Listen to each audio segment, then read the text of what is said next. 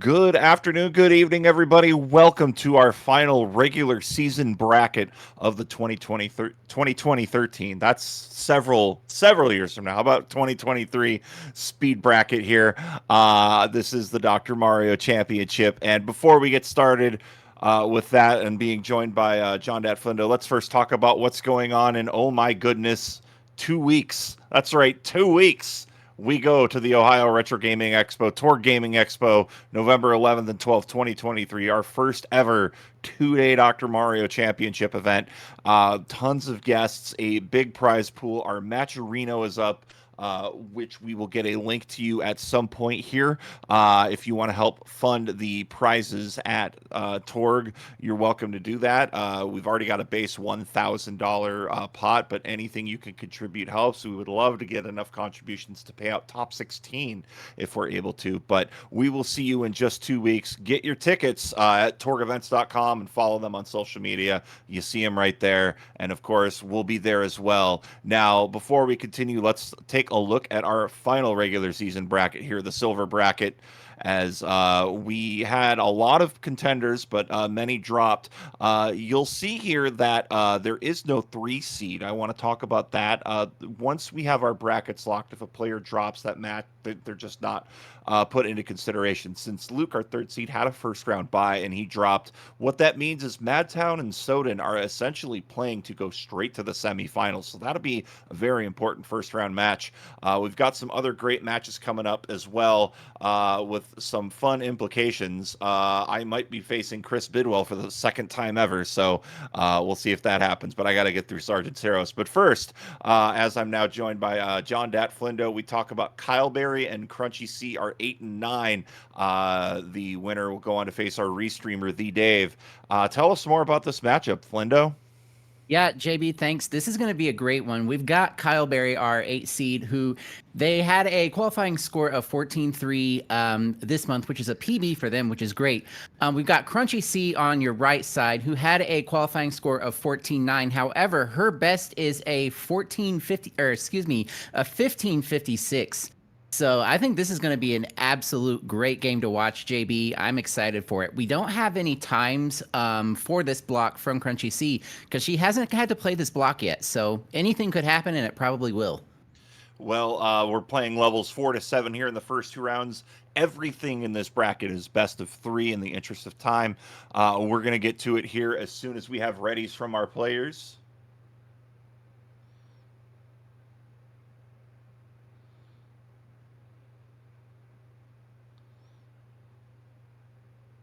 All right, we do have readies from Kyle and CrunchyCee. And our countdown 3, 2, 1, pills. And we are off with our first game of our silver bracket. As soon as these players hit start, there we go. Both players off to the races. Good boards here.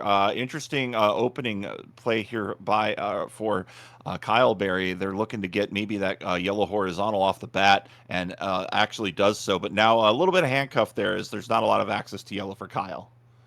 Yeah, and Kyle's got that little blue staircase in the center of the board, but doing a great job of using the pills that they're being given. Looking over at Crunchy's side, she had a really nice combo there in the center of her board. Her board's looking pretty low. A little bit concerned about all that red that she's got on the top line, but once she's able to get some reds, she will be able to get down to the rest of this board pretty easily. Yeah, those yellows definitely in the lower corner are going to be a pain point, but absolutely has got to work around those reds. But Kyle Berry, they are down to 5 viruses. Opportunity here for a horizontal double. Ooh, could have rotated that double red and really made the play there, but getting the horizontal here. Although Kyle's down a bit of a bind as he's buried himself. Yeah, the just a little bit of garbage there as Crunchy out at about a 108, 109. Kyle looks like they're starting to get a little bit open, but you see those blues and reds. Fortunately, they're going to be able to clear that out and just need a yellow to get this horizontal, and they'll be out shortly here at a 127. That was great vision by Kyle to get out of that. Looking over at CrunchyCee's board, she's got a couple of interesting spires here. Spires are always a little bit tough to deal with, especially that high up on the board. Going to suffer some drop time here, about 2 seconds of drop time on that column 8 clear. As you know, every row that garbage drops is about a quarter of a second, that time where you're not able to do anything. So drop time management, very, very important. Yeah, absolutely. And she did have that blue red that I think went over one column more than she wanted. But she's doing some nice work here. A lot of blue and a lot of yellow. Meanwhile, over on Kyle's side, a lot of blue on this board that they're trying to work through. Getting some nice pills though. That the left side of this board is a little bit concerning because that's where the majority of the blue is. I like this setup that they've got though. Bring that's going to bring down the blues once they get the yellow, and here it is. I agree. I do like that. You are getting a little bit of drop time, but you are setting up for future plays, and that's something you've really got to deal with as Crunchy see out at a little over 2.5 minutes here, and letting the cutscene play out a little bit for everybody's enjoyment. Now taking her charge here on level 6. A huge barge of viruses up at the top of the board, so this will be interesting to see how she handles this. Yeah, absolutely. And meanwhile, Kyle just down to the last blue, gets it out at 3 minutes flat. Is Kyle Berry. So a little bit behind Crunchy C here, but really not too bad as they get a really nice starting board to start out with. Yeah, 26-20 here. Kyle had a very was only behind by two. They're looking to get things back going here as they're at 24. Going to get that horizontal. Little bit of handcuffing with that garbage on the top of the board. I like the decision to just drop the garbage down. Sometimes it's just what you got to do. Try to make it either a play for later or eliminate it later. I do agree with that call. Meanwhile, CrunchyCee here. It is a ketchup and mustard board here. Only one blue virus remaining, and everything's pretty scattered. So gonna have to be very careful on the decision making here. I like the decision to call out that horizontal blue on row 2. Yeah, it's exactly what I was thinking. Great decision there. Once she gets that final blue, she's going to be able to drop those yellows down, which she does with that blue yellow. Just a lot of yellow on this board. She had an opportunity. She just wasn't getting the pills to clear these yellows horizontally. She would have had to build up for it. She does still have the opportunity, but she does signal that she's not going to go for that. She's just down to these two yellows left. Meanwhile, Kyle's setting up a really nice sweet tea here. Just going to need one more red to fire that off. And he is going to fire, or they are going to fire that off, excuse me, and down to 8. But CrunchyCee out at a 432, just 32 viruses between a crown and CrunchyCee here. Kyle looking to keep himself or themselves in this, and will be at 5. It's going to be a big struggle for blue. Would have just gone to get the yellow outright there. We're seeing Kyle maybe just trying to clean up that garbage along the bottom of the board, setting up maybe horizontally for that final or that near penultimate blue in row 2, and he's looking like he's in a good situation here. I'm not good at words today. That's all right. I'm in that same boat sometimes. But Kyle got a little bit of ketchup and mustard there. Finally gets the blue out at a 519. Joins Crunchy in her final level, but with a 15 virus deficit at the moment. The Crunchy's board looking all right. Starting to look a little bit split here in the middle. She does have some viruses that she can work with, but a lot of yellow and a lot of blue. The only viruses, the red viruses that she has are on the right side of her board. As she does have an opportunity to maybe desandwich that yellow if she chooses, but we'll just have to see how that plays out. I think the play here with getting all this yellow blue is to start attacking that right hand side. Just really seems to be digging down on those blues, but you really want to try to make any sort of pill combination available. And there wasn't a lot for red blue, but now that opportunity is open. But now not a lot of opportunity to clear yellow as we're seeing on CrunchyCee's board. This might give Kyle their opportunity as a nice horizontal along row number 3. But Kyle dealing with a very tough barge up on that top left-hand corner, really just trying to get clears here and stay in this, and a nice drop there, and another nice drop, starting to really attack as Kyle down to 15 to CrunchyCee's 6. Yeah, and I noticed both players playing on high, and I was staring at that tower that Kyle had made, and understanding why they didn't go for the red yellows, because at that high speed, one misdrop and it's going to be pretty tough to get out of. So it was a very wise decision to not go for those and just wait for the double red. But meanwhile, CrunchyCee gets her last red out at but two misdrops. She's going to get another chance here. There it is, There it out at a is. 703. Maybe dassing a little bit, waiting for the next piece, which is just, that's just reflexive. I do that as a seasoned player of this game. So, but CrunchyCee taking game one, just needing to punch one more, and she will advance over to round two. But we've got to get to game two. A close match, having 4 viruses left on the board. Very, very close here. But it is 1-0 for our 9 seed here, looking for the upset. Yeah, absolutely. And as we said at the beginning of this match, the winner will go on to face our restreamer, Theeedave. And that's going to be a heck of a match, regardless of who wins this one. Absolutely. And we'll have 2 matches at once coming up for the remainder of this first round. But since we have an odd number of matches, we're going to showcase this one head on here, 8 versus 9. And we're just waiting on a timer reset from both players. And there they are. All right. Swong saying Kyle usually turns the Jets on at game 2. Going to be epic. Well, here comes our countdown. 3, 2, 1, and pills here in our first match, silver bracket. Game 2. Kyle Berry looking to keep themselves alive against CrunchyCee. And wow, a wildly blue top line for Kyle to start. That's brutal. Yeah, I think you and I pretty much made about the same sound there. That's not pretty.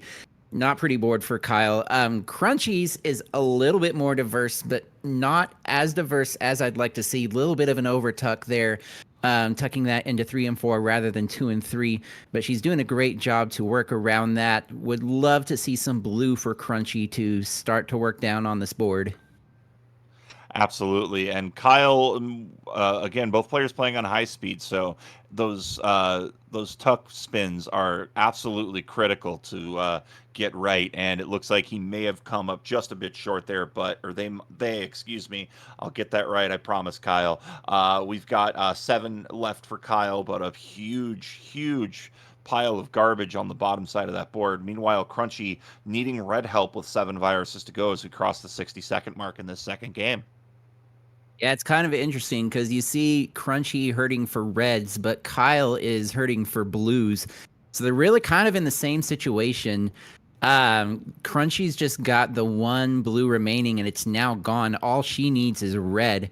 Kyle does have 1 red to work with, but the remainder of their board is all blues. Crunchy finally getting the red she needs out at a 128. So she's going to be into level 5 first. And you can see the frustration growing a little bit on Kyle's side. They're just not getting the vitamins that they need, although this red is very fortuitous. It will drop down a little bit of yellow garbage, but the main thing I'm worried about, Flindo, is row 1. That blue virus is very buried. Yeah, that's going to be a little bit of an issue for them to clear out. This red yellow is going to be perfect though, followed by another red yellow and 1 more yellow red to boot. It is free and clear finally for Kyle. Gets the double blue out at a 209. And taking a look over here at Crunchy's board, as she is down to 12, already cleared half her board out. It's a story of all red all the time. Maybe potentially looking to clear those yellow or those reds at the top of the board horizontally last. That might be the play here. Also a D-sandwich opportunity on that right side, but really Crunchy needs red in the worst way right now.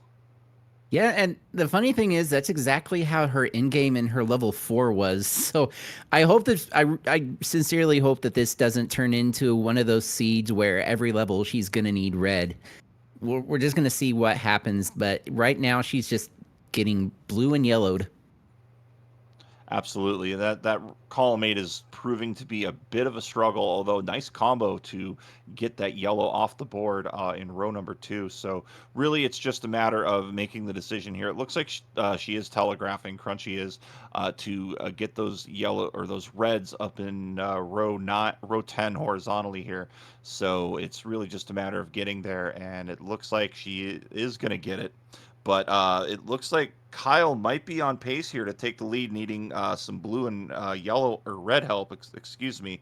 Tomorrow we'll work on shapes as it is now down 4-4 apiece here. And now with that double, that's going to give Kyle Berry the lead. And I like this setup, just needing a red to get out. And Kyle's going to get it at a 340, and it's a 339 for CrunchyCee as we are halfway through the second game. What a match we've got going so far, Flindo. Yeah, absolutely. That red drought that Crunchy was experiencing gave Kyle a chance to get back into this. And I gotta say, I'm really enjoying both of these board states. But looking at Kyle's board, it's gonna run into a situation where they're a little bit split. If they end up clearing, excuse me, words. If they end up clearing out these middle columns first. Right, and the other problem I'm seeing on Kyle's side is a lot of red is a nice sweet tea there, but needing blue in the worst way, really to access that red that's kind of up there in the middle of the board, as well as everything over on that bottom right corner. A double yellow would be huge, or this blue yellow here, great tuck to get Nice that tuck. clear. But really needing a lot of blue help, and I think that's the smart play. You drill down and eat the drop time there. Yeah, Crunchy is well, she was in a little bit of a situation there where she was also needing blue. She's pretty much gotten through that. Now she would love to see again red pills for Crunchy. She is getting them though. I like the taking the drop time to get that blue out of the way, tucks that red under, drops it down. She's just got yellow, she's just got red. She might be setting up to go horizontally with this red. I believe she is going to do that as Kyle out at a 509 has taken the lead away from CrunchyCee going into the final level. CrunchyCee not far behind though, Flindo, as CrunchyCee is going to be out just 9 seconds behind at a 518. So head to head here, I favor Kyle's board a bit more over Crunchy's. Things are bunched a bit together. That's great for reducing drop time, but the big thing Kyle's got to deal with is if they want reds, they're going to have to drill down. Yeah, another interesting thing about Kyle's board, it's completely empty already in that column 8. It is going to give them a chance to just drop some garbage pills if they show up. And looking over at Crunchy's board, gosh, that's just a lot of blue on that top lane, JB. Absolutely, needing that big blue help or something, maybe some yellow, red in the middle would definitely be huge. And let's see if Crunchy decides to drop that red piece of garbage down. I think that's the smart play. You do take a little bit of garbage on that lower row, but it opens up that diversity. It is 13-17 here. Kyle looking to force a decider with that nice tuck may very well get their wish. Yeah, absolutely. Kyle's just going to need a lot of yellow to get down to the rest of this bottom corner of the board, and starting to get the yellow that they're looking for. Wondering what they're going to do. Okay, they just take the drill down. I like that play. Gets the red on top, ready to go. Could have put that double blue there in column 1 to have it drop down get another clear. But the way they do it gets another clear anyway, just not the one I saw. CrunchyCee is running into a problem of needing blue and not getting blue. They've been trying to just take whatever they've been given, but the doctor not being particularly generous here as a little bit of red garbage falls down. Kyle Berry just needing to clear out a yellow and a red, and I think maybe he Hmm. handcuffed himself a little bit there, but manages to get the blue garbage off, and now is free and clear, just needing a couple of yellows, and they will start the decider mode as everybody break out the apples and the cinnamon. It is decider time.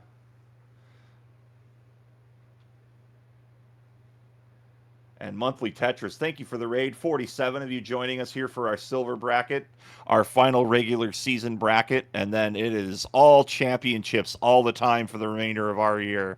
The Speed World Championships happening in Columbus, Ohio in 2 weeks, and then our or versus World Championships, and then our Speed Championships in December. 32 amazing players looking to take out some wild competition in two separate brackets. We're looking forward to that. But for now, we've got to start with this, our decider here between 8 and 9. Kyle Berry trying to hold on to their 8 seed and advance to face Theeedave. CrunchyCee looking to face Theeedave with an upset here. We've got readies. We've got 3, 2, 1, and go, and off we go for this decider. My name's JB Henry. I'm joined by John Dat Flindo, and let's take a look at these boards, Flindo. What are you thinking here?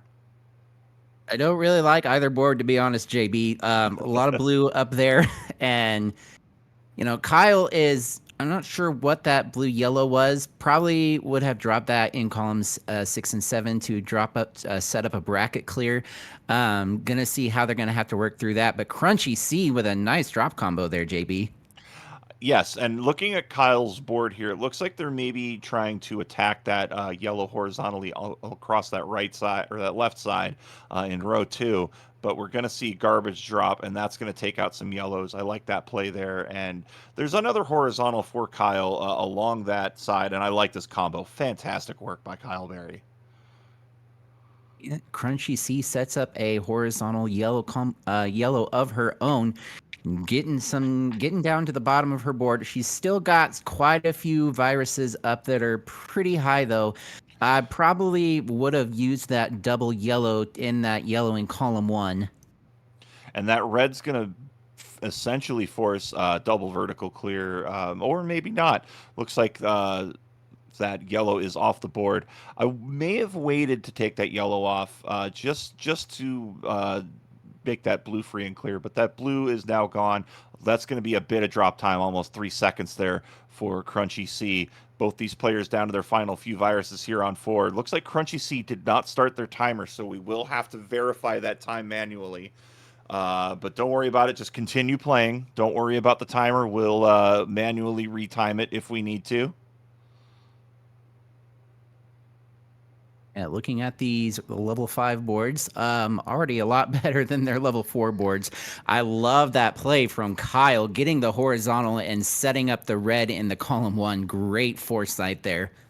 Absolutely. 20-16 here as CrunchyCee dropping some pills down and now getting 2 more off the board. 17 to go. The little pile of blue garbage I don't think is too much cause for concern here. There's lots of ways to work around that, especially with no access to blue viruses. It's the smart play to keep that there.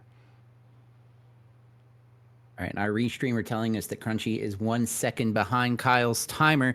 Thank you for that, Theeedave. We appreciate you. And it looks like CrunchyCee here hoping to catch up. I like this decision making here. Going to get that horizontal yellow across the bottom. What that does mean is drop time might be a bit of a consideration here, as there's no viruses along that bottom row. So it's very critical what plays are being made here. I like that decision to drop the garbage down, and I also like this decision. Excellent play there by CrunchyCee, opening things up. Now has free and clear access to everything. A double blue would be huge. Kyle Berry though out first at 3 minutes. Yep, CrunchyCee just needing 1 red and 1 blue, gets it in a form of a red-blue. She's going to be out at about a 3:13 in comparison with Kyle's timer. A nice board for Crunchy to start out with. Has the opportunity to take these blues horizontally. We'll see if she's able to get that. And taking these yellows, there's not a lot of access to yellow here. It's been the same story. It's just getting blues at the most, or requiring blues at the most unfortunate times here for CrunchyCee, as Kyle Berry gets 3 viruses off with 2 pills. Very nicely done. Down to 14 here, playing a very brilliant game after what was a slow start in game 1. Yeah, Kyle has turned on the Jets here, and they're just doing phenomenally well. The only concern I have for this board is all the red that's on this right side. But looking at the pills that they're getting, it's looking like it's not going to be that big of an issue. Although that yellow garbage dropping in row 1 here, that might be a bit of a pain point. That does prevent a horizontal clear along row 1, but I do like this play. Uh, Fantastic play there by Kyle Berry, getting getting that yellow set up potentially for another clear, and looking as though it's going to be horizontal, maybe opting for a double yellow here or a double red, but not getting it. And there's the double red. Of course, several pills later, because of course it did. And anyways, that's just going to require one yellow for Kyle, and Kyle out at a 450. It looks like we've lost CrunchyCee. We'll see if we can get her back. But in the meantime, enjoy Kyle Berry's play here as they are looking to advance to the second round of this silver bracket. Yep. And a fairly nice board, a little more blue on the top than I'd like to see, but I love that horizontal play. It does leave what looks like some garbage there on the column 7, but they've got the opportunity to clear out that yellow horizontally if they so choose. Absolutely. And it looks like here Kyle Berry's going to need to fight with this yellow or red garbage in column 2, but it looks like they're going to get a bit of a drop here. I like that play. That's going to set up a potential 0 drop clear or drilling it down in that aspect. And it looks like a nice little combo there. Didn't quite see that. Nicely done by Kyle Berry. And may have gone that blue red. I might have gone 1 and 2 with that Flindo. That would have dropped some red down for the horizontal help, or the vertical help rather. Yeah, I agree, but they do get the red down in the form of about 1.5 seconds worth of drop time. I like that tuck. It does again sacrifice a little bit of drop time, but clears out the virus. Does leave a lot of options here for Kyle to attack this final part of. I almost said Dungeon 7. That's Zelda, JB. Uh, Looks like Kyle opting to go horizontally here. That may create some problems in trying to get everything else off the board. Looks like, oh, Mm, maybe going horizontal here. there we That's the go. play I like. You are dropping a little bit of red garbage or yellow garbage down, but looks like, oh Ooh, no, that's not what they wanted. I think Kyle was trying to get the vertical clear, but oh Hmm. hey, all right, gets it made up there, beautifully done. So just a couple to go here, and with this blue red, looks like opting to clear out the blues horizontally, and it will be Kyle Berry out at a 702. So 702. we are waiting on CrunchyCee here. So we're gonna give it a couple of moments. It is a tentative win here for Kyle Berry. We just need to get what CrunchyCee had here. We are waiting on that. So we will give you an update on what's going on here. But it is a tentative win here for Kyle Berry. And we will be back here in just a few minutes. We're going to have Every Time We Slay and LilacWafers, as well as Larva and Donatello 86 here, and we'll update you on the situation with the with this particular match. But it'll be Flindo and Swong in the booth, and we'll see you in just a few minutes. This is the Dr. Mario Championship. And welcome back to the October Dr. Mario Championship 2023 Silver Bracket. My name is John Dat Flindo. Joining me in a moment in the booth is going to be Swong. We do want to just quickly recap you guys of what happened with that last match. So we are tentatively awarding the win to Kyle Berry based on the times provided, but we are working on verifying that, and we will bring you the confirmation of that shortly. But moving on, we've got our number 5 seed Slay, Every Time We Slay, versus our number 12 seed LilacWafers. They're on the top. And on the bottom, we have our number 4 seed Larva 12 versus our number 13 seed Donatello. Swong, how you doing? What do you think of these matches?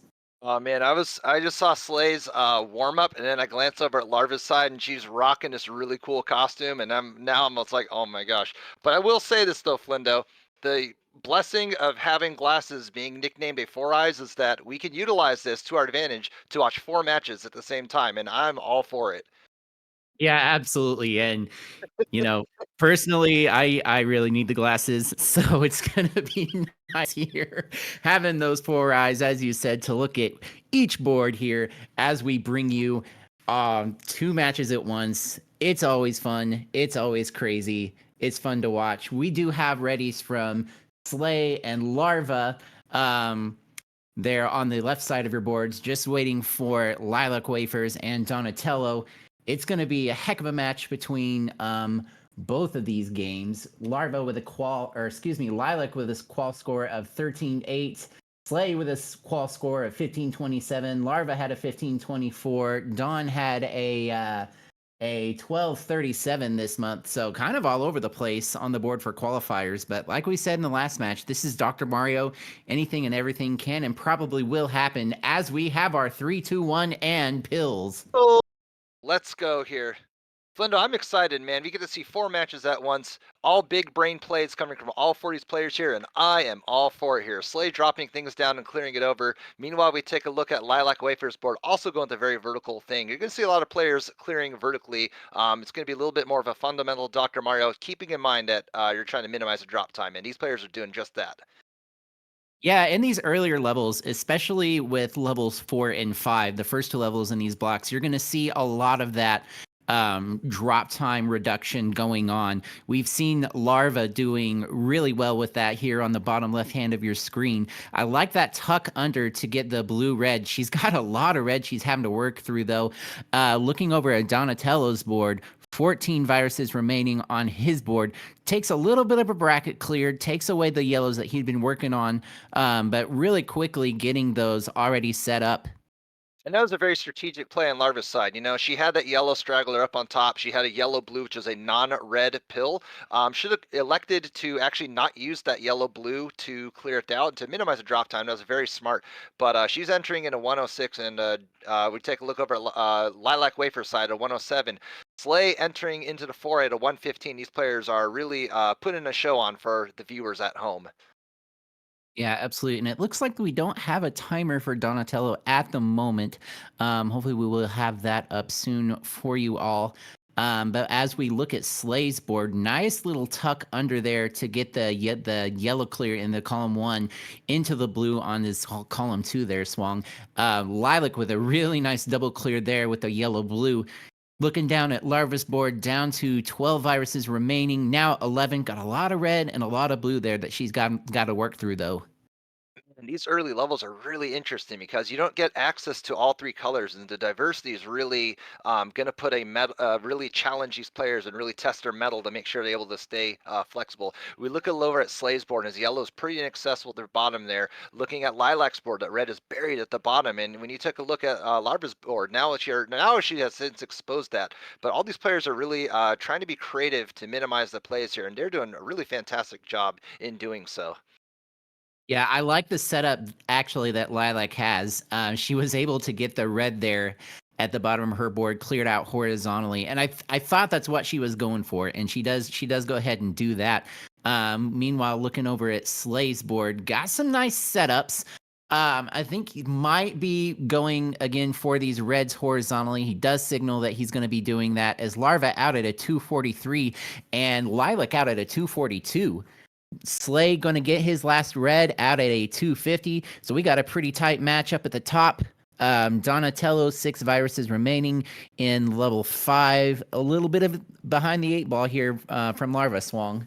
Oof, and I'm looking at LilacWafers board, and that's just red, red, red all the time, all day long, and it's going to be very difficult to maneuver that. She's going to have to prioritize the red in order to expose that blue. She is making strategic garbage, and dropping that down to try and further the board and advance it is LilacWafers. Meanwhile, we take a look over at Larva's board here.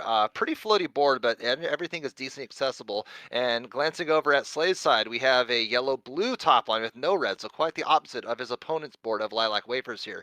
Taking a look at Donatello, he's just going to need 1 red to drop it down. He is going to enter a foray at a tentative 338, 339 into the level here, but he's going to be having to put a Jets on as Larva is playing a brilliant game and down to a final 1 red virus at the bottom there. Probably going to get out in about 4 minutes. Yeah, Larva out of that 355. She's just flying through this. Looking up at Slay's board, he's got some nice setups. I'm a little bit concerned about that red at the bottom in his column 4, and also this yellow in his column 7 on his top line. He does manage to get quite a bit of the garbage cleared out, though. Just going to need some red help to uncover that, and he gets it in the form of a couple double reds.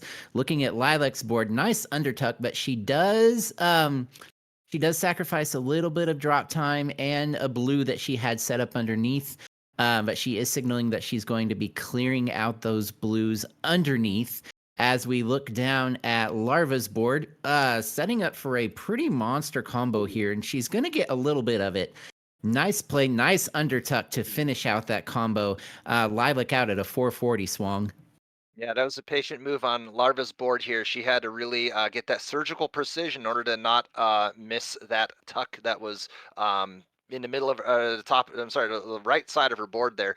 Meanwhile, we take a look over at Donatello, and Donatello is dropping things down. He's making some pretty good moves over here. He's got a whole sloth of blues, and the doctor's just giving reds and yellows, and not really the pill set that the RNG's provided, but that be Dr. Mario. Meanwhile, we take a look over at Slay's side, dropping it down. Has everything exposed with reds and yellows, dropping it down. He is going to take the blue. He is, oh, here comes a sweet tea on Slay's side. Very excellently done. And taking a look over at Lilac's side, we take a look here. She is dropping down. All these players are playing a very clean game. You love to see it, especially with the early levels here. Yeah, and Look at this Larva. combo. Ooh. Ooh, and Larva already out with a 520, sets a number 4 hot time for this level block. So congratulations to Larva. Pretty safe to say that she has won this first match at the bottom of your screen there, as Donatello's still working on his level 6. So looking at the top of our boards of our screen here, we have LilacWafers with 9 viruses remaining. We have Slay with 6 viruses remaining.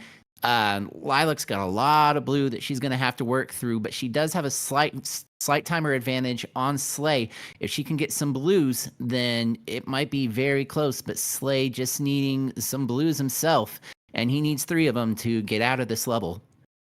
Yeah, just at the very end here, looks like Slade does indeed take that match at 6:25. Lilac's timer does elapse, but she just wasn't getting that blue help at the very last bit of it here. The RNG what the doctor likes to provide is really not the greatest and can go really just flip flop all around here, and that's what we saw there, unfortunately. But she played a really brilliant game. They're gonna expect to see some magic with this game too here, and it's gonna be absolutely lights out play from Lilac is what we will expect of that. She does finish it up with a 652. Very nicely done. Yeah, GG's to all our players. I'm just kind of amused that Slay got a 625 and Lilac got a 652. Their seconds there just flipped, and I'm all about it. There you go. That's right. But the left side of your board's taking the game from the right side. The right side looking to force the left side into a decider. That's kind of crazy how that worked out. You say, man, keen observations across the board. I'm all for it. Yeah. All right, as our players work on getting reset to their menus, their starting screens for the levels, we have Slay, Lilac at the top, looking like they're about ready to go. Larva and Donatello looking like they're ready to go. Just waiting for readies in the chat. We do have one from Slay. That is the only one I see so far. We have one from Larva now. Nice. So we got one from Donatello, and we are going to get one from, there's our 4th player at LilacWafers there. Perfect. We have 4 readies from the 4 players. We're going to get a countdown here, Flindo, in 3, 2, 1, and pill. A lot of 4 going on this screen. 4 players, 4 readies, 4 level 4s. Let's go. And all these players are going to be playing in 4D. It looks like they're going to be dropping down on like Slay's board. He did open up with that. There's a little bit of floatiness with all 4 of the players here, but they're going to be creative with their clears here. Meanwhile, we take a look at Lilac. No immediate exposure to that red, so hopefully the doc will provide with some blues and yellows in order for her to continue on. Meanwhile, we take a look at Larva, who's down to her final bit of yellows here. Really buried at the bottom end. I do like that play, clearing that red horizontally to drop it down. And we take a look over at the Donatello side. Donatello has everything all cleared down. He's going to play a pretty straightforward game. I think that's the way to do it in these early levels here, Flindo. Yeah, absolutely. I was looking at Slay's board just now, and he's done some nice things. A little surprised he didn't take a horizontal there with the double yellows.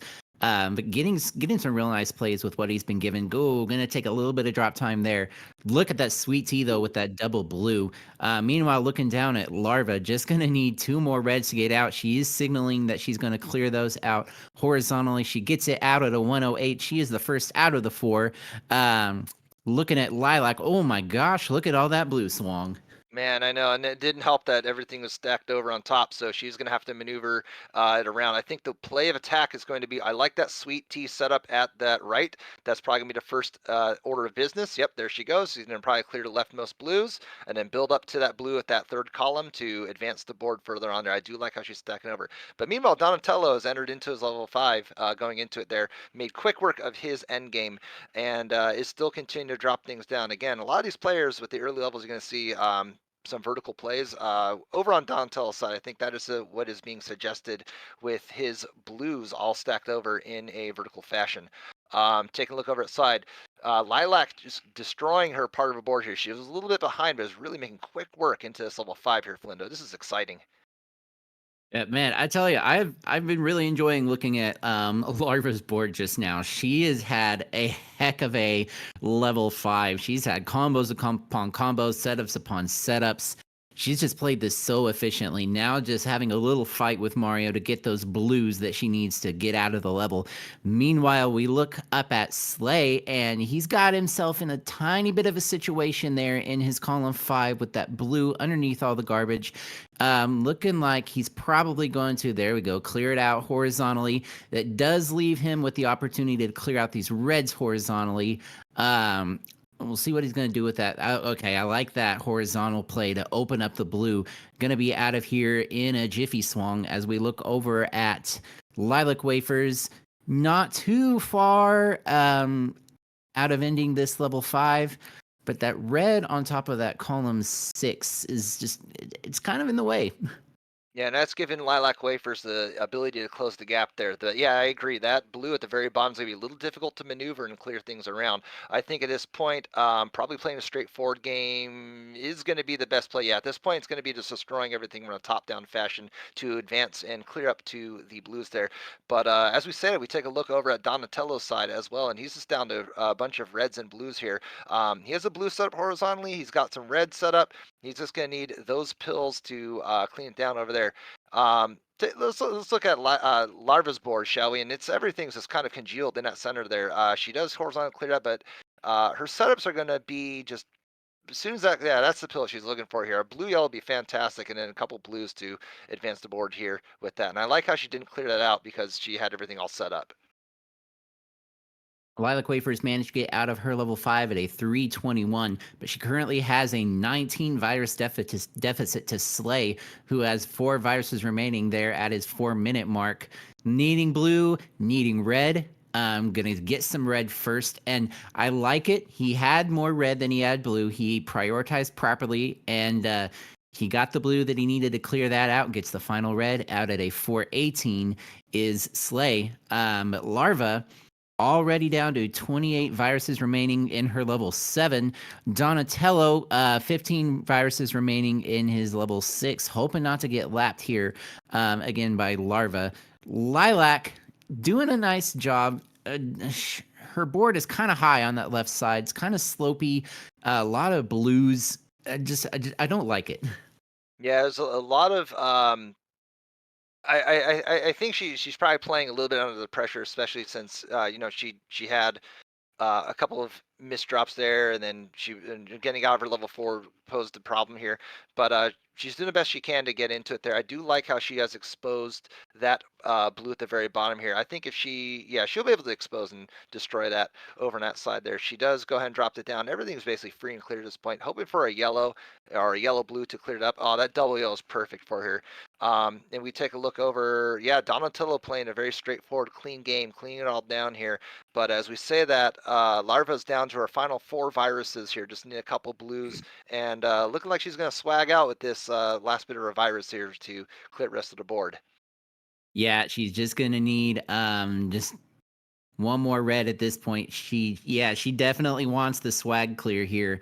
I think at this point she's got it. Yellow red out at a 547. Doesn't manage to lap Donatello, but she does take game 2 and the match. So we look up at the top of our board. Looks like Slay is out at a 542. So he will take the game and the match. We have our winners from both games. The left side takes it, and GG's to all players, though. Man, and that was absolutely magical to see these players really put on a show here, especially to kick off with that second round of the silver. So bravo to all the players that played today, and GG's to everyone that was able to come out here to participate in the silver bracket thus far. This has been a fantastic showing here, and as difficult as it is to follow it, we're going to try to do our best to provide the best commentary for y'all. This is really a lot to take in. Truly appreciate it, and couldn't do without the excellent commentary team, such as Flindo, some other folks that will be participating and commentating with us here.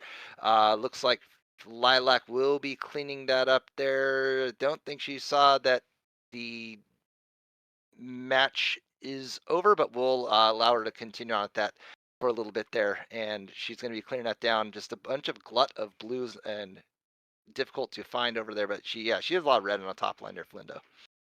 Yeah, it is. It is a lot of red, and what can you do when you're just not getting what you want? It looks like she probably wants to clear out the top red in her column 3 horizontally and drop the yellows down. She does get the blues that she definitely wants that horizontal where she just put that blue garbage. I'm hoping it comes here. Let's see. She's going to go ahead. Okay, that's a really excellent play there. Looks like if she gets that, okay, I see that. She's going with it, dropping the blues and yellows down. Gonna go ahead and move that over to the side. I think that's great. We're gonna go ahead and keep that exposed there. Okay. Yep. I Dropping it think down. Yeah. okay, now she sees that it's over. I see. Yeah. Okay. It was still an excellent show. Bravo to all the players that played. And Flindo, we got another one this year. But folks, we will be right back and take a quick break, get everything all set up for the next round here, and we will vitamin C you all back after the break. And welcome back to the DrMC's October Silver Speed Run Bracket. We're going to go into our third set of round 1 matches here. And we have an absolute doozy of a setup and lineup for y'all. At the top, we have MadTown, our 6th seed, our 11th seed, Sowden. At the bottom, we have our 7th seed, JB, facing off against our 10th seed, SgtSarros here. And joining me in the booth is Larva 12. Larva, fantastic game from the last one, but how are you doing today? I'm doing well. This metal headgear is really heavy, but I'm in it to win it. I'm in it for the long haul, and I'm in it to call these matches. Let's go. I like it. But and I have to ask, guys, this is maybe my third time commentating a 4-player matchup here. Is this your first time commentating a 4-player matchup, or have you also done it before? Or, tell me about that. I've done it with our SNES Okay, tournaments. man. But So I love the chaos. There's just everything happening everywhere, and I love it. exactly. Look at Saros with the grand entrance getting into it here. He's ready to duke against JB, and JB sees that and is reciprocating that battle pose as well here. So we are going to have an absolute slugfest between all 4 of these players here. Remember, the players on the top will be facing each other, and the players on the bottom will be facing each other here. But we're going to be commentating 4 matches simultaneously as our players are going to be putting their readies into the chat. And I don't know if Sowden has a beard. If they do, then this is the 4-way beard battle. I like it. There you go. Oh, man. We have a confirmation. It's the battle of the beards. Let's go. Yes. Yeah. Alrighty, here. We're going to take a look and see if Ready's are in the chat here. We have a ready from Sowden. We have a ready from JB Henry and MadTown. And Sarros with a ready as well here. So we have 4 readies from the chat. GG and GLHF is to everybody. Good luck and have fun. And we will get the countdown ready in a few. something I'm noticing as we get our 3, 2, 1 pills is that all 4 of our players in this part of our bracket are playing on medium speed. Very cool there. Players can play on either the medium or the high. I'm skilled players can play on both sides there, but there's really no penalty in playing in either of them. And meanwhile, when we take a look at these players here, the speed isn't going to matter because they're going to be throwing these pill down as quickly as possible here. I didn't really like MadTown's board. He had everything floating up at the very top portion with those couple of Mhm. yellows here. And when we take a look over at Sarros' side, he is going to go ahead and just destroy a lot of his viruses here. Looks to me like a lot of these players are playing a clean game, and JB's got something really cooking up top there. Look at this combo. There we Boom, boom, go. boom. Huge monster combo here. He has 6 to 8 on the bottom of there, or larva.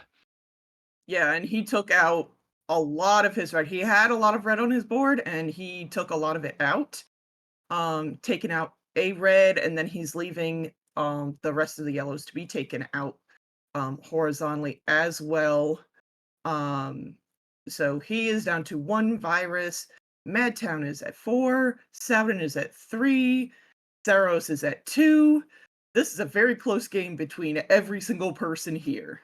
And I was going to say, JB was out of tentative 109 here. We're going to see if his timer needs to get it readjusted over to there. But meanwhile, all these players entering into level 5 here, a little bit of a miss drop over on MadTown side. He's going to clean it by doing a real quick tuck over there. He's going to enter the 4-8 at 135.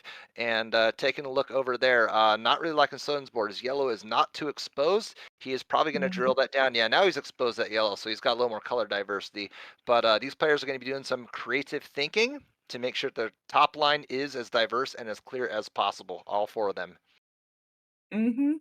And, Saros doesn't have anything in, column 8, column 6, and column 5 now. So all he has is that 1 yellow that's floating out, and he doesn't even need any blues anymore. So, we'll see. This double red is great for him. He was building that up, came just at the right time for him. Ooh, man, and I'm looking over at Sowden's board. Sowden has a bunch of reds. You take a look at MadTown's, a bunch of yellows.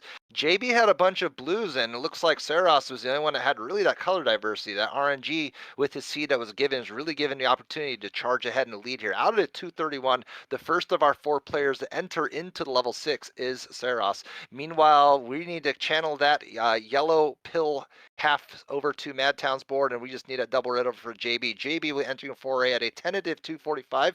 We'll go ahead and double check that here. And we take a look over there. The rest of these players here will be needing reds and blues is Sowden, and yellows for MadTown. Yeah, and Sowden gets rid of that garbage. He's going to be out right before 3 minutes. And then Madtown just needs a couple more yellow, and that's it. There's 1. He needs 2 more. This last And one, here he's comes the going to last be one. out at a 318. 318. That was definitely not the seed that he was looking for. And I do like how Sowden is really taking charge of this level 6 here. Has dropped everything down. Just needs a couple of pill setups to really clean it down. Just 1 and 2 clears that down, and everything's is a pretty straightforward path is Sowden's board here. Meanwhile, we take a look, and it looks to me like JB is really closing that gap that Sarros had going into that level 6 here. He's really keeping this a competitive fight. Meanwhile, looking over at MadTown's board, MadTown, even with that yellow leaving, oh, I like this setup that MadTown. He needs 1 more yellow to fire it off, and here it comes. Wow.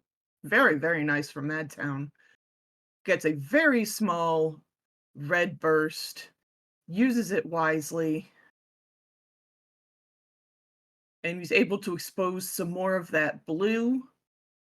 As we know, blue is the color that comes up the least from the doctor. The doctor doesn't like blue. So that's one of those ones that we really recommend that when you see blue, you use it for blue. Most definitely. Um, And as we say that, we take a look at JB, who had that blue and then that red here. He is taking the lead on Sarros, who is a little bit buried at the very bottom of his board here. I do see what he's trying to get set up here. He needs that blue-yellow to expose the remaining part. He is going to, yeah, he is going to clear that down. He just needs a glut of blues to continue on, as you're saying about the blues. So let's hope that the blue RNG comes over to Sarros's way to get keep this as competitive as it was. But taking a look over here, MadTown was taking the lead over on Sowden here. He has a one virus lead over on Sowden here, and he's really kept this competitive as well. This is really cool to see. Mm-hmm. But Sowden's got that red setup, and then he is going to set some of these up. I kind of wish he'd used that yellow red to finish off that kind of red combo and drop things down. But that's just the way that I play. Whichever way that people want to play is perfectly valid for us. Really, I know for me, I'm just happy that people love to play the game that I love to play. Absolutely. Even when with the frustrations of the game and the nuances of Dr. Mario, Mhm. it's we all still gravitate back to playing this this 30-plus-year-old game, and there's something quite magical about seeing that. But as we talk about magic, we are seeing these players putting on magical show here, destroying these viruses, almost as if you see it and then you don't see it. And this is what these players are really doing, and really quite crafty at doing that. Meanwhile, we take a look over at Sowden's board, and speaking of non-existent, we do not see any blues on his top line here. It's going to be posing a little bit of a challenge to get through. JB Stope looks Mhm. like he has taken this battle over on Sarros, who has really put up a fight, but that last bit of RNG really bit him in the end. Yeah. I was looking at JB as he was finishing up, and he had some very good prioritization, making sure that he was taking some of those pills in the correct order. We have a 601 for JB. We have a 631 for Saros. And then we're still working on MadTown and Sowden on the other side. And that is 1 virus to 6. And MadTown just needs a red. There we go. He's going to be out at a 657. 6:57, and a timer has just elapsed for Sodnir, so he will not be taking this game one into our third round one matchup here. But really exciting play from all these players here, really putting on an absolute show for us, the viewers at home and in the commentary booth, are all 4 of these players here, and it's been an absolute treat to watch them work their stuff. Someone's going to go ahead and clear up that yellow and just needs a couple more blues. 2 more will do the trick. Here's And 1, here's 2.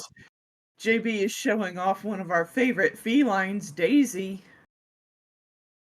We do have a lot of cats of Dr. Mario. I know that both Swung and I are proud pet parents. Hello, Daisy. Proud pet parents indeed, and you can definitely check this out on our Discord over in the hashtag pets channel there. Feel free to check it out here. If anyone can plug the Discord in the chat, be much appreciated. You get to see all of our adorable companions, such as our cats and our dogs and birds, and anything that is a pet is in that pets channel. Absolutely it really melts the heart when you see these posts in that Mm-hmm. channel there. But we're gonna get some Yeah, and readies then for the players here. we have one for Saros, Madtown, JB, Sowden. We have readies for everybody. All right, let's go. Readies from all 4 players here. And Larva, I want you to go ahead and count us down into this booth as soon as DrMC bot counts us down. And here it is. Go for it. 3, 2, 1. Pills. Pills indeed. Going over to 4 to 7. Sowden, please change your level 2. Oh no, starting level 8 here. So he's probably going to have to re-switch that over here. Yeah, that's no problem. No harm, no foul. He is going to get back into it and now has joined into foray. About 8 seconds behind, but the individual timers aren't going to affect the player performance here. Just go ahead and shake that off. Do what you need to do and get into it here. But meanwhile, we take a look at the other 3 players board here. And wow, I'm looking over at Saros's board, and he is just destroying this level 4 here. He's Mm-hmm. down to 6 viruses with a huge lead over on JB. Yeah, he's had some really good RNG with both his board and the pills that have come up. He's had some very good setups and things like that. And sometimes this level block is not always the nicest to you. I remember I was practicing earlier today, and there were times where I needed a red, and I filled my board up with every color but red as I was waiting. So, we do like to uh, let the doctor know when we're happy with RNG. Ooh, and I think with that little bit of a misdrop over on Sowden's board here, I don't think he was really wanted to do that. He wanted to clean that up and place some yellows and reds there, so that's going to cost him a little bit. But meanwhile, we take a look over at MadTown's board. Just needs 2 more blues to get out of this level here. And it looks to me like as he gets that last bit of the blue, he is going to get out. Where is that blue? Out at 135 and holding on to a small lead over on Sowden's board. But when we take a look over at the other 2 players' board here, JB playing that extremely squeaky clean game here, down to his final 4 viruses, just needs a bunch of yellows to really make that. Oh, that's okay. He could tuck underneath, and that's not going to really be too detrimental to his game plan here. Mhm. But we take a look over at Sowden's board. He's down to 7 viruses, and these players are all these players are really neck and neck going into this level 5, that finish up to level 5. But JB out first at 208. Yeah, and Saros is just looking for some blues. Just a few more, Doc. There you go. Um MadTown down to 14 in his level 5. There's a lot of red on that board. And they're in really weird positions too, because some of the reds over the top are saying vertical and some are saying horizontal. Although I do like how he's Mhm. dropping it down to still maintain the reds and blues on his top line there. And so now it's a little bit more straightforward, and he is really turn that sort of lingering question mark of what to do with the pills into something a little bit more straightforward. So it's really a treat to see that go with that. But he's going to go ahead and destroy that there. He does have the opportunity. Yeah, he's just going to clear out everything with the reds is MadTown. Meanwhile, we take a look over at Sowden's board. Sowden with a little bit of a little garbage drop over in his first and second columns there. Probably, yeah, he is going to clear that up vertically. And taking a look over at JB, who is just trouncing through his level 6 down to his final 5 viruses here. I do like how he has that yellow set up. He just needs a couple blues to get out and really make some damage. And an excellent little swaggy clear from JB's side. Mhm. Yeah, he does just need, a couple yellows and that blue good takes that blue.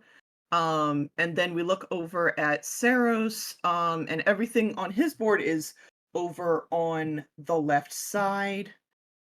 I like his prioritization with this, making sure that he takes um his clears in the proper order so that he doesn't mess up other setups that he has. That's something that high level players are very in tune with on their boards. I do also like that he's prioritizing that blue, which he can now take with that double blue. Very good foresight there um, from Saros. And Theros has been playing a long game with those yellows here. He noticed that he could turn that garbage into gold, which is really excellent foresight, dropping it down here to minimize the amount of yellows needed. He just needs 2 more reds to get out into that there. And he's going to be out at a 424. A little bit behind JB, but as we know, no lead is an insurmountable lead going into this game. Taking a look over at MadTown's side, he's got reds and yellows here. Very straightforward game, just dropping it mostly vertical down. He's going to clear that down, so he just needs a fewer red pills to drop it down. Gladly takes that drop times. I think that's the most efficient play and maneuvers that blues. And now he just needs a couple of reds here. Really excellently worked to see what the next pill yielded is MadTown. Meanwhile, over at Sowden's side here, he is dropping it down and he is also maintaining a decently clean board going into it there. I do like that yellow. He is going to drop it over to there. He is going to place that blue up on top and he has everything mostly exposed on his top line is Sowden here. But these players really putting on a dazzling show for all of us here at home. Yeah, I do like what I'm seeing from a lot of our players. So that just lets you know that just because somebody is in the silver bracket, um, they still know how to play the game very well. They know how to make some of these like show-stopping combos and everything like that. So that is really fun to see um, as both a competitor and as a commentator. JB out of it with a 5:34 here. I had to check the hot times list, and that puts him tied with a three-way tie with Ramsey and DM Hero for the 12th hottest time of the 4 through 7 11 block. So GG's to JB for clearing out and making quick work of this 4 through 7 level block. Sarros isn't going to be too short. He is just going to need a couple of reds to really make some damage to the rest of his board here. And with a really excellent effort is Sarros here. He is going to expose that down, exposing the blues into yellows. He is going to drop that down. One more yellow will get him out over and out at a 6:20. Excellent time. Excellent time. It looks like we have a pint-sized Dr. Mario fan over there with MadTown. You'll love to see it. Sowden. Oh, Sowden's got a lot of red on that board. There's a lot of red on that board. It's an interesting, yeah, he's got good positions. He could make some work with it if he, I like this. Okay, yeah, he's going to clear that down here. He's got some ideas, and I think they will come to fruition, it seems like. Mm-hmm.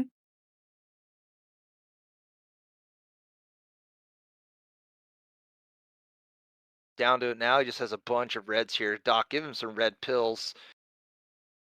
Please, Doc. Okay, that's good. That's going to expose There's a a little bit bit. more here.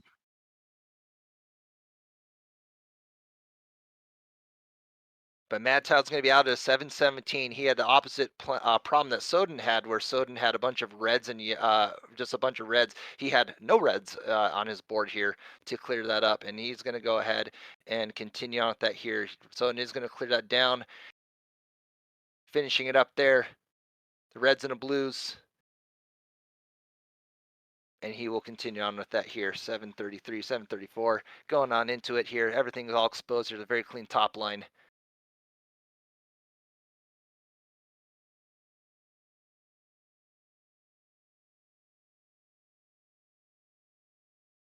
There we go. Last bit of it here. Sowden finishing it out with a 7-ish minute down the dot here. Getting it down with one more red, and he will be out into the foray with a low 8 going into that and finishing up his game here. But Larva, hey, GG's across the board with all the players here. We got to see an excellent showing from all 4 of these players here with our round 1. That's going to clean that. It's going to finish up our round 1, getting into round 2. It's also worth noting that the winner of the MadTown Sowden event is going to automatically advance into our semifinals, which you will see later. But as we get into that, round 2 will be coming up very shortly. We're going to have some other folks in the booth with me. But don't go anywhere, folks, because guess what? This is the DrMC. And welcome back to the Dr. Mario Championship Silver October bracket. We're going to have an excellent round 2 matchup, and kicking it off with me in the booth is John Dat Flindo. John, welcome back into the booth. How we doing today, buddy? Hey, I'm doing great. Excited for this round 2 match. We've got our restreamer, Theeedave, our number 1 seed, versus 8 seed Kyle Berry on the top. On the bottom, we have Larva 12, who you just heard in the booth, versus EvryTimeWeSlay. Swang, this is going to be a heck of a match. I'm really excited for it. I was looking at Theeedave's stats earlier for in levels 4 through 7. This is interesting. According to our website, his average is a 612 for 4 through 7, and his best is also a 612. Not sure how that computes, but that's really cool to see. Compared to Kyle's, we have a average of a 715 and an all best of a 705. I guess on average, Dave is just bringing his A game, I'm supposing here. But I mean, you take a look at these players, and all these players are all going to be bringing their A game, duking it out into this round 2 matchup, which is still levels 4 through 7 in this silver bracket.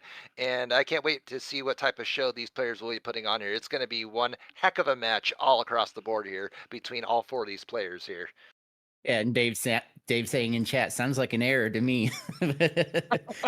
We do have it ready from Slay and Dave. We have it ready from Kyle. I believe we're just waiting on Larva. And there it is. There's the ready. We're going to get this round 2 match on. Again, as Swang said, we are still in 4 through 7. Still a best of 3. In fact, it's a best of 3 all the way through our silver bracket. Man, here we go. We're going to get our DrMC countdown, Flindo. Let's count us down into this round 2 at 3, 3, 2, 2, 1, 1. and Pills. pills. All right, we've got Theeedave out of the gate first with a fairly diverse top line. Really liking what he's got, setting up these drop combos, getting the nice straightforward plays. Looking over at Kyle Berry's board. The board is a little less diverse than I'd like. A lot of blues at the top there, Swang. Yeah, I noticed Dave had he had a lot of maneuverability throughout the middle part of his board, which is going to allow for him to tuck things down at the bottom, just like what you see there, in case he isn't getting any pills that are really helpful there. Meanwhile, we take a look at Kyle's board, and they have perhaps they're going to be turning that blue. Yeah, they're going to go ahead and clear that down and make sure that the garbage is minimized over on that side. But glancing over at Larva's board, just a bunch of red and yellows, and that red is all congealed right in the bottom portion of the board here. But we take a look over at Slay, who has a 2. Now it's a tied game between him. I was about to say he had a 2-virus lead over on Larva, our 4 seed here. But yeah, this is a really amazing play from all 4 of our players. Yeah, so Larva had an interesting setup. She had these the 4 blues that were remaining on her board. She had it to where she could take 2 of them vertically and 2 of them horizontally. Normally, I'm a proponent of take the horizontal first. Because usually what happens is if you take the vertical first, then it kills the horizontal. Not such was the case with Larva's board there, as she's out with the 125. It didn't matter which she took first. Slay joining her in his level 5 at about 127, 128. Didn't see the exact time, but looking, we have all players here in level 5. This is already a tight match. Yeah, all across the board, all 4 of these players really putting on a show for us, and we're going to see some really cool stuff as all 4 of them are going to advance it down here. We take a look over at Dave's side. He's going to drop everything down and make it pretty straightforward. Looks to me the plan of action for him is going to be vertical clearing here. Meanwhile, glancing over at Kyle's board, they have everything all set up where it looks to me, I think they're going to go ahead and clear that yellow horizontally, and then perhaps attack the remainder portion of their viruses to make sure that they can maintain that flexibility here. Larva, on the other hand, has a glut of red and blues here. No immediate exposure with her yellows, and that's going to cause a little bit of a problem as Slay has a 5-virus lead over on our 4-seat Larva, who looks like Slay is going to have some really cool moves if he gets that yellow to drop everything down. And here it comes to create a really cool chain. Excellent work. Yeah, I was just thinking I would really love to see a double yellow for Slay because he would have gotten the horizontal, but he also would have gotten a vertical there on the left side of his board. As it stands, he doesn't get it, but he gets some really nice plays anyway. Just going to need one more yellow. There it is, out at a 251 with a 5-virus lead over Larva. Looking over at Kyle and Dave. Kyle is getting the last red that they need, out at a 258. Dave, the yellow's a little bit buried, but he does get it opened up there with that drop, with that drill down of the blue yellow. Gets 2 more blue yellows, just needing 1 more blue. There it is in the form of a blue yellow, out at a 317. So a little bit behind the 8 ball here for Dave as we move into our level 6. Yeah, Slay is playing really lights out. It is worth noting that he's been having these really brilliant combos, really excellent setups, and really excellent vision to really do that. And he has maintained a steady lead over on Larva. As you said earlier, Kyle has taken a slight lead over on Dave and has maintained that lead. Just a bunch of yellows to advance their board here is Kyle. I do like that double yellow. It's a good setup over there, and they are going to go ahead and advance the rest of their board here. Does in fact drill that down. I think it's a smart play to maintain that color diversity on Kyle's board with that play over there. But it's worth noting that Theeedave has really closed that gap. He was only 3 viruses away from Kyle Berry, our 8th seed here. But in order for him to continue that advancement over on Kyle's lead, he's going to have to get a lot of blues to advance that down. And meanwhile, Larva dropping those blues down to keep this a competitive match.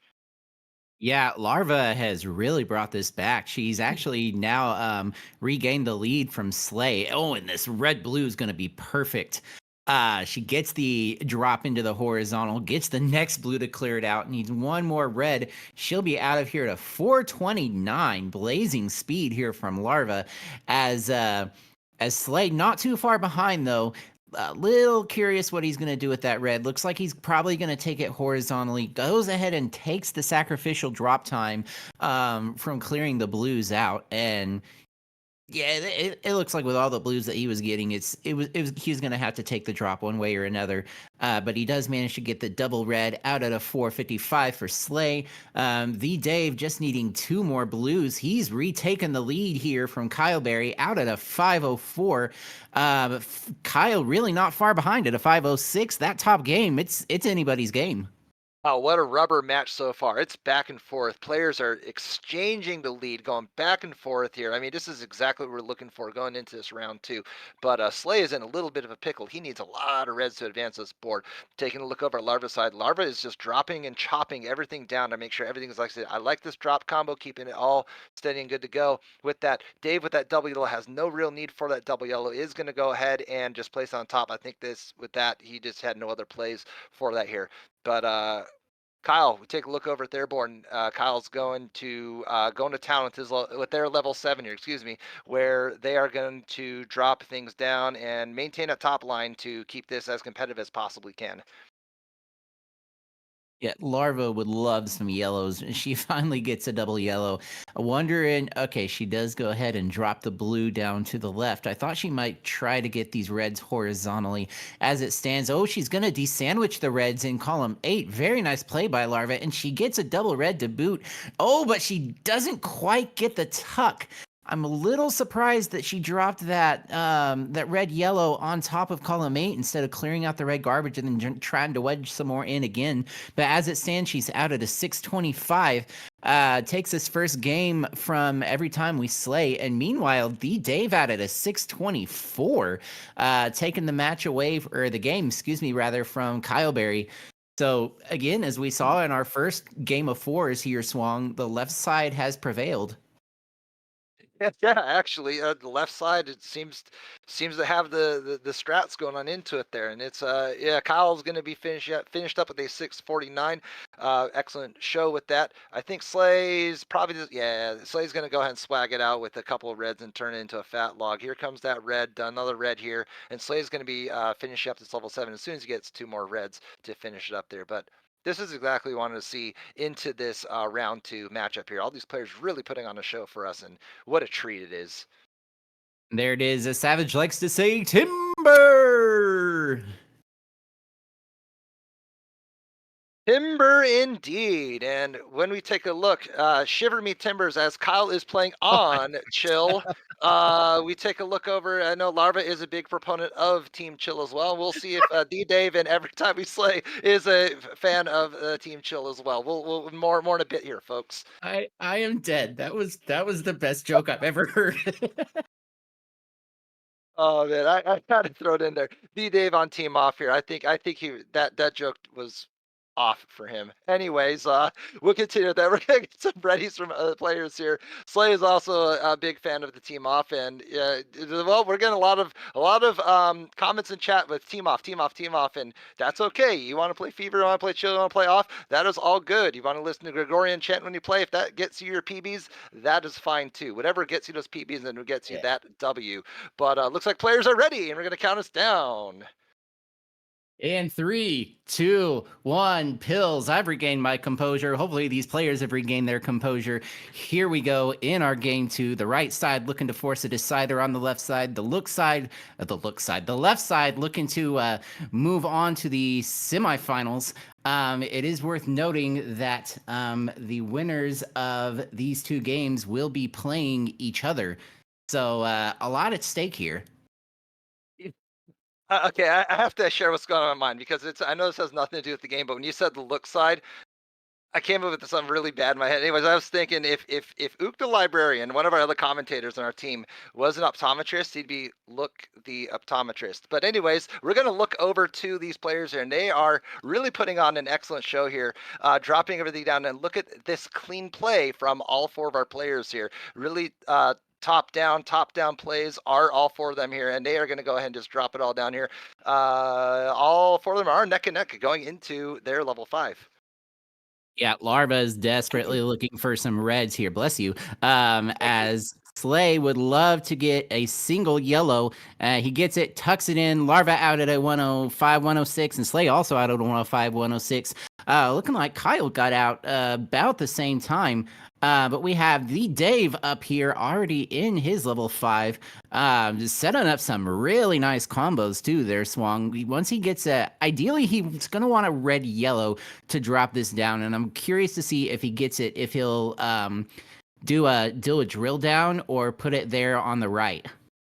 He went ahead and destroyed it, I think, and of course the yellow-red comes as soon as we make a note of that here. The Dr. B with the Dr. B, but if we take a look over at Larva's side, still, it's a tale of just a predominantly red board here, and she's going to have to be a little efficient when it comes down to it. Perhaps, I think, yeah, she's going to go ahead and clear up that red vertically here. That red's in the column 3. She can go ahead and just clear those 2 for 1. And taking a look over at Kyle's side, and Kyle has a lead over on Dave. They're preserving about 3 there. And what did I miss over there with that little thing that? Well, Larva had the pill she needed for a fat log, but she put it on the other side. We'll see if she gets it here. No, she's just going to clear horizontally. Interesting. Very interesting. I think with that sea of red that she was presenting her, it was very difficult for her to really keep that composure with that. And that's what happens with a lot of these players is they get stuck with a set of RNG, and a little bit of tunnel vision takes place when the pills aren't really coming their way here. So perhaps there was a little bit of that. But I like that drop combo out of the 234, trailing behind Slay just a little bit. But I mean, this is really neck and neck across all 4 of these games here. And Kyle is going to be joining into the 4 with a 240 against his match against Theeedave. I mean, their match against Theeedave, excuse me. Yeah, and the Dave, he's just playing some lights out Dr. Mario here. He's all this red, and I'm not too much of a fan of the red for this particular board, but he has been getting some of the red that he needs. I really like that blue red, and I really like the prioritization to take the bracket clear and get the blue on the left. That was a really nice play there by Dave. Looking down at Larva's board, she's setting up for a heck of a combo here. Once she gets this red-yellow, we'll see if she sets it off. She does. Nice drill down, getting the blue to drop down. Very nice play by Larva. What'd you see there, Small? When I looked over at Slay's side, he had this really sweet T to answer Larva's amazing drop that she had earlier here. So, yeah, both these players are really just they're coming out swinging, and that's why they are duking it out with they're putting all the stops in for us to really put on a really spectacular showing, are all 4 of our players here. Meanwhile, take a look over at Davis. Just needs 2 more blues to get out of here. And of course, just getting reds and yellows across the board. No blues for the day. Where are the blues, Doc? The Doc is giving the Dave the blues in the wrong way, but he finally does get the color blue out at a 409. Meanwhile, on the bottom, Slay and Larva were both into a level 7 just within a couple seconds of each other. I believe Slay had the slight advantage over Larva, as Slay really needs to win this one if he wants to stay in this tournament. Meanwhile, looking at Kyle's board, just needing a few more yellows and a couple more reds to be out of this board. Gonna get a red, followed by a yellow, followed by a red. You can see there in the slight corner of the board, out at a 435 is Kyle Berry. Go ahead. No, I'm sorry. Excuse me. I was going to say that was excellent prioritization by Kyle. They end up getting a double yellow, and Kyle elected to clear up the yellows almost vertically and horizontally to make sure that the yellows could be cleared up at the very end horizontally. And I thought that was really smart heads-up play by Kyle Berry. Meanwhile, I'm not really liking that gorge on Kyle's side of the board. It's just how the RNG was presented to them. So we're going to see and how it will develop later as this match goes on. But as we take a look over, Slay and Larva down to their final bit of viruses here. And I think Larva is going to be out with this drop combo at a 520, an excellent time to finish up this round 2. Yes, and she does take that game and the match from EvryTimeWeSlay. GG's to Larva, GG's to Slay. Slay has been just improving month after month, and it's really great to see him just continue to improve as he's out at a 538. So we focus our attention towards that top game that looks as if the Dave is going to pull this one out. And he is going to get it with a 555. It's a fake time, but it's a time nonetheless. 555. Oh, love it there. There we go. 1, 2, 3 fake street and 555. I love it, Flindo. I love it. All right. And the GG's to 520, both yeah, players. GG's across. All the board, all 4 players here. That 520 puts Larva as the 4th hottest time over here. And Slave with that 538 also ties him for now 16th place with JB and Betty B. So excellent times with just that 538. It was just not enough with a smoking hot 520. Calberry out with the 625 and also really great time. Yeah, indeed. Well, that is the end of our four game matches for this stream. I'm sure we'll have some in streams later, but next we're going to take a quick break and oh, excuse me, we do have one more four-way. My bad, we do have one more four-way after, and that is going to be, let's see. No, I was right the first time. We have just JB and Bidwell coming up for you next. Stay tuned. This is Dr. Mario. And welcome back once again to the DrMC October 2023 Silver Bracket. My name is John Dat Flindo. Joining me in the booth is who we just saw win that bottom game, Larva 12. We're going to be bringing you guys a very exciting match. We have our founder of the Versus scene, Chris Bidwell, aka BSG 4000, versus our founder of the Speed Seed, Mr. JB Henry. These two have never faced in Speed. And Larva, what do you think of this game? I am very, very excited for this match. Both of them are fellow executive team members with me. They're both great people. We're gonna see both of them next month at the Tord Gaming Expo in Columbus. So I am very excited. It looks like Bidwell has it looks like he has a Rob next to him.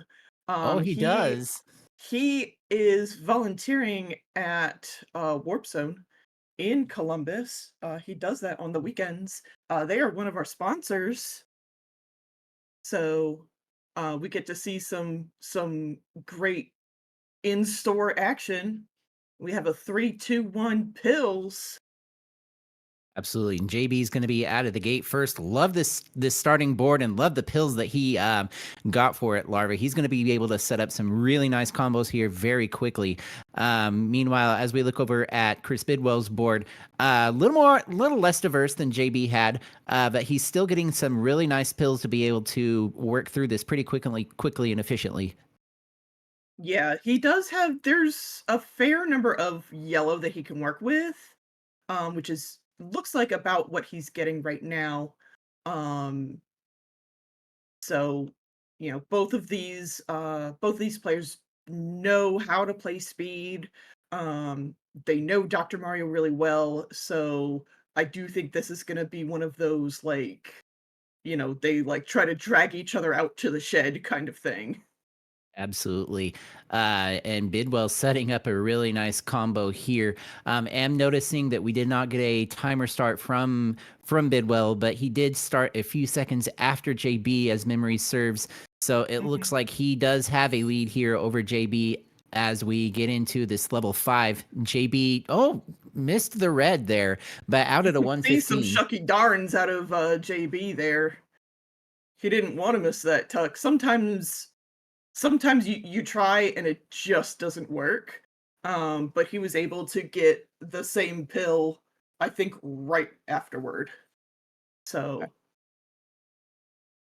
And Theeedave telling us in chat that Bidwell started 2 seconds on JB's timer. So, yeah, Bidwell does have a slight lead here over JB, both at 18 viruses remaining on their board. JB having to do some Dr. Mario Olympics here, some really nice acrobatic pills to get down to the bottom of his board amidst all this red. But if you look over at Bidwell's board, he's also got a lot of red, Larva. yeah, JB's getting a fair amount of red pills. I think he might have had a minor red rush right then, which is always nice. Bidwell does not have any more use for yellows whatsoever. And it does look like he's saving those. Never mind. I was gonna say, it looks like he's saving those 2 reds to take horizontally. And then Bidwell said, "No, Larva, I'm not. Nice try." He still has the opportunity for it, but yeah, he's definitely going to go ahead and clear those out individually and vertically, as he is out at about a 241, 242 based on JB's timer. And JB just needing some red and some blue. Love this red blue. Takes the drill down. Got a little bit of drop time, but no big deal because he's got the reds that he needs coming right after. Out at 3 flat is JB. Yeah, Bidwell did miss a tuck, and he didn't have a lot of yellow on his top line, and now he has all of the yellow on his top line. So that just shows just how quickly this game can change one way or another. So I hope that Bidwell does take those reds in column 2 and 3 horizontally. He can do some fun things dropping down with that. But again, we'll see. Nope. Bidwell says, "Nope, Larva, I heard you," and no. Yeah, at that point, he was going to have to build up to it. I think he made the right decision here, just going ahead and taking them vertically. He's down to 4 viruses. JB now down to 13. He's got some nice setup opportunities coming his way. He's just got to get the pills for him. Meanwhile, Bidwell added about a 403 of his level 6 into his final level of this first game. With a really interesting looking board there. Yeah, I'm not too mad at it. The only thing I'm a little nervous about is all those yellows right at the bottom, though a lot of them are positioned where they can be taken out in groups, in combos, and that's what we like to see. Yeah, and that's one of Bidwell's specialties too, is sniffing out those combos. In the past year or so, he's really changed his style up a little bit to be a little more speed friendly. But he actually, as a side note, we had a SNES mixed match in Waco, and he won that. So, and a combo play is a big part of that. So that was really showed what he can do during that. But getting back to this match, JB has joined Chris Bidwell in his level 7. A lot of red though that he's gonna have to work through here. But speaking of a lot of one color, look at all those yellows at the bottom of Bidwell's board. Yep, that was exactly what I did not want to see for Bidwell, was all of those Ooh, yellows. nice tuck under. Oh, for a second I thought Bidwell was going to be able um to make a really good combo out of it. Not his fault. It was just the way everything cleared. But he's got everything left kind of clumped in that 7 and 8, and he's got to be really careful here so that he doesn't clear out those reds before the yellows, unless he wants to try to take the yellows a different way. Yeah, he had an opportunity. He had a blue yellow that if he had dropped on top of that blue red, he could have had the opportunity for a drop fat log. But it doesn't matter, as he's out at around a 609, and he will be taking this first game. And JB's not far behind at a 621. The GGs to both players. Oh, there goes Bidwell. I think there might be a customer.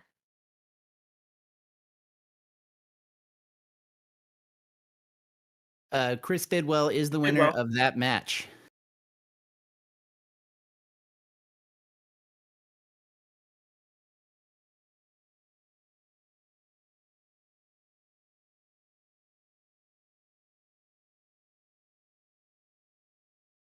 So we're going to get reset here.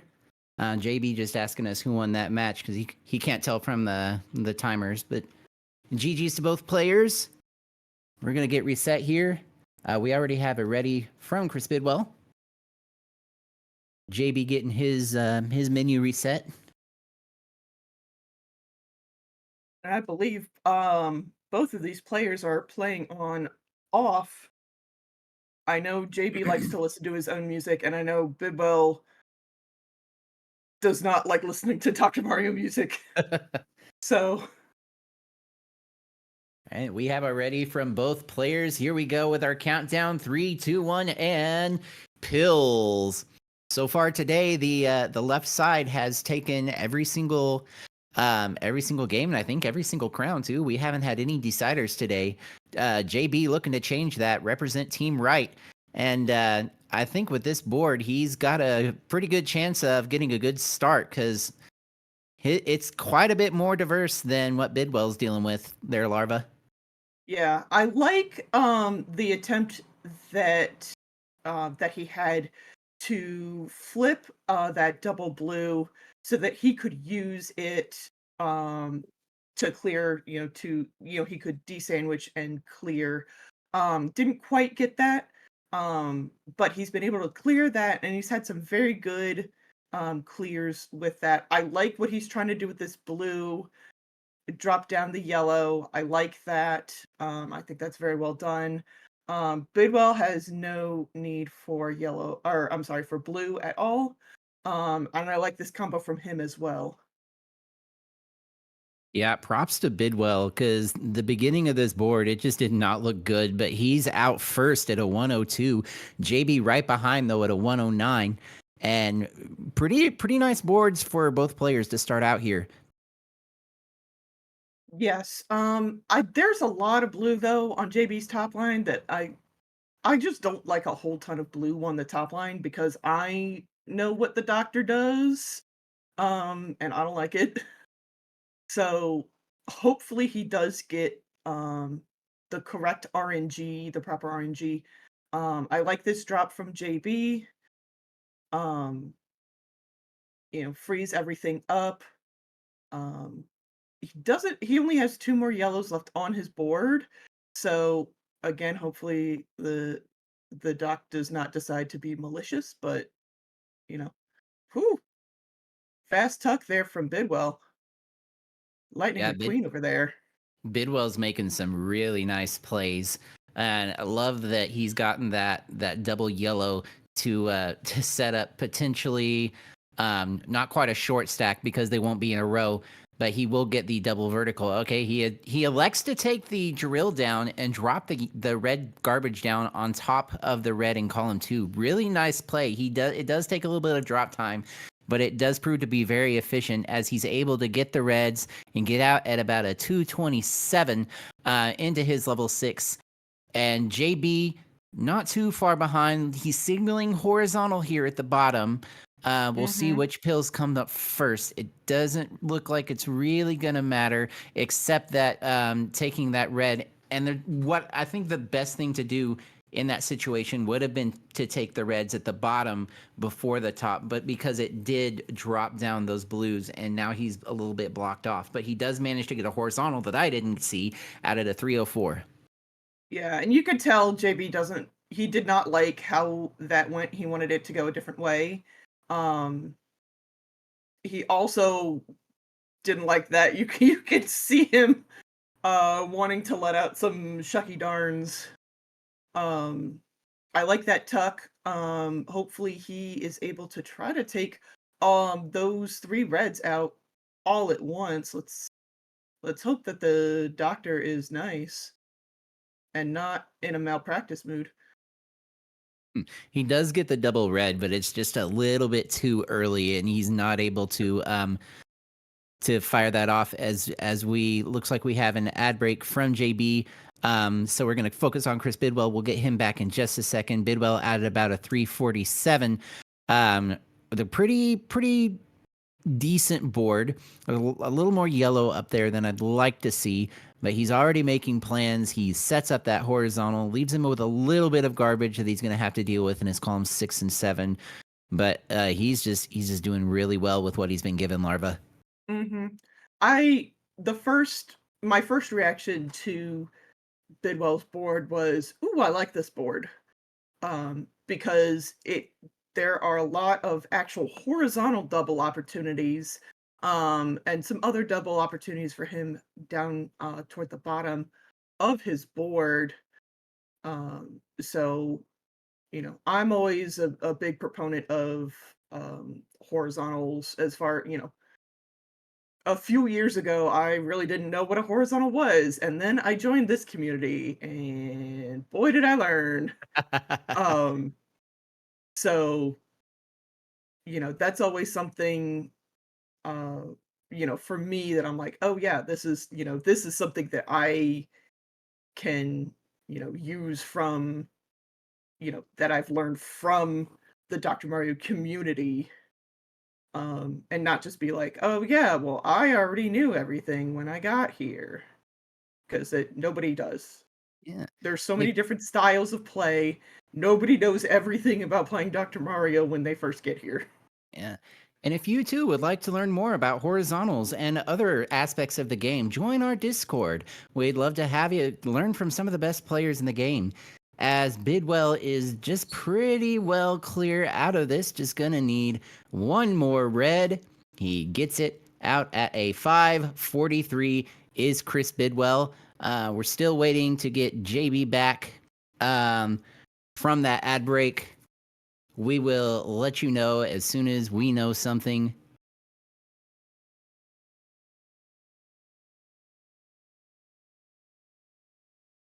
JB is gonna top out. He has seen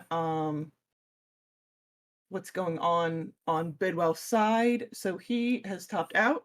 And game and match is going to go to Chris Bidwell. GG's to both of our players. All right. All right. So with that, we will be moving on to our semifinals. Coming up, we have Larva versus Theeedave. You don't want to miss it. Stay tuned. This is the Dr. Mario Championship.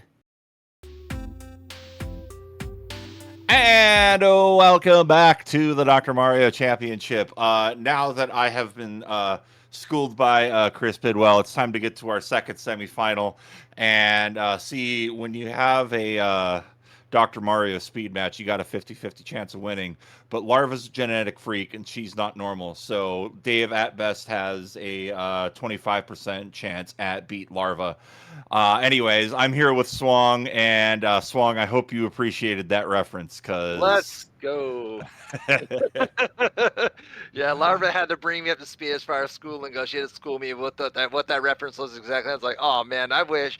So yeah, I had to look at that video at that reference, and it is absolutely wild here. We love our players in cosplay. We love our players throwing down the pills. We love players entering the gauntlet as 2 players enter and 1 player leaves. Let's talk about this matchup here. Number 2, Theeedave versus number 4, Larva 12. This is going to be a heck of a match between the 2 players here, and I cannot wait to see how it unfolds. I'm real excited to see it. I'm so excited I closed my notes, so I don't know precisely how these two have fared previously. But Larva, I know, has won this bracket, and Theeedave is a very good player in his own right. So I'm really excited to see these two. This is best of 3, 6-9. Winner goes to the semifinals, and gets to continue to play on here, and hopefully Larva's mustache glue doesn't fail on her in this match. Right. You don't want to have any sort of mishaps with that here, but if that's a mishap that happens and it has nothing to do with the game itself, I would be all for it. But hey, we're going to get down in a few moments as soon as these players get readies in the chat, and we will count them on in.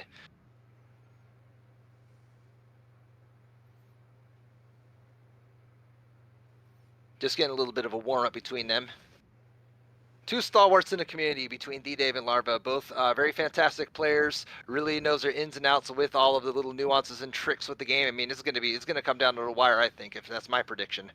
Yeah, it's too close to call. These players both good, especially when you have the 1 and the 4.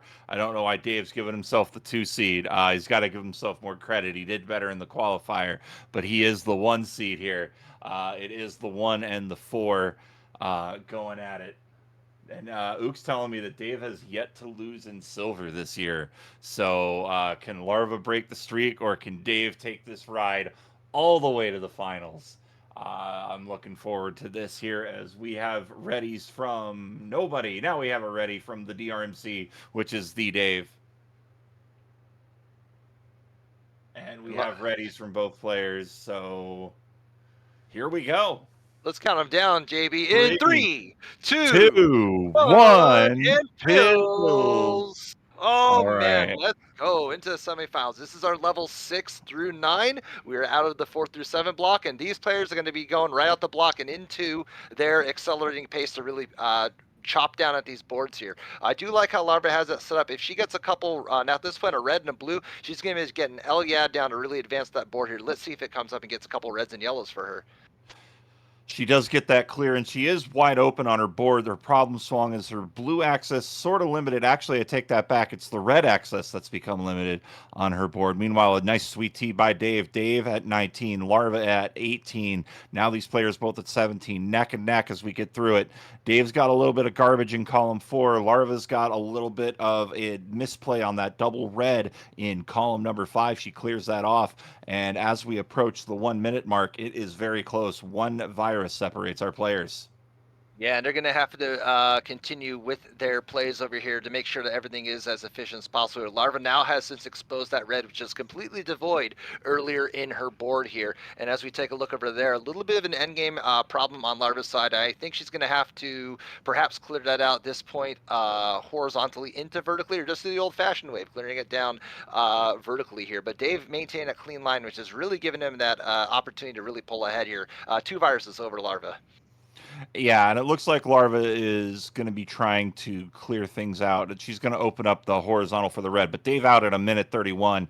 But Larva is not going to be far behind here, just needing the red to get out. Where is it? Where is it? Where is it? Where is it? There it is, out at a 139 as these players on a level 7. Man, you hate to see it, but that's what the doctor's MO is. Just really trying to tease all of our players here. You need a red, you don't get the red. You need a blue, you don't get the blue here. And that's really been the tale of what's been happening this whole evening here. But meanwhile, if you take a look at the tail of these 2 different boards here, Larva with a little bit of blue in the center, with, surrounded by a bunch of reds here, has now since exposed it to make it a little bit more diverse here. And I do like how she's making the plays here. David, a little bit of a spire situation here. I think he's going to need a lot of reds to advance it. Yeah, there he goes. Now he's going to get a little more color diversity into his board here. But these players playing that clean game. Playing very clean here. It is 15 for Dave, 17 for Larva. Larva setting up for a combo tree here. Gets it. Gets very nicely done. That's how you clean up a little dicey situation. And a double yellow here would be humongous for Larva, or potentially stacking down. She might drop this down for a combo in column 4. Was really excellently done by Larva's side. She really just blew everything up, and she had no garbage on her top line with that combo that she did here. I do like how she has that yellow set up over on the side. If she decides to drop that red down to clear it up, she's going to have a little bit more than just that red drop with the yellow horizontal. She's going to clear those yellows on that side as well here. Let's get that here, and here comes that red to see that magic happen, and boom and boom. And Dave out first, a 303. Larva's going to have to combo down to get it. Needing 1 yellow, she will get it. And Larva's going to be out at a 309. So these players very close here. Taking a look at Dave's board. Dave is going to have a bit of a problem here.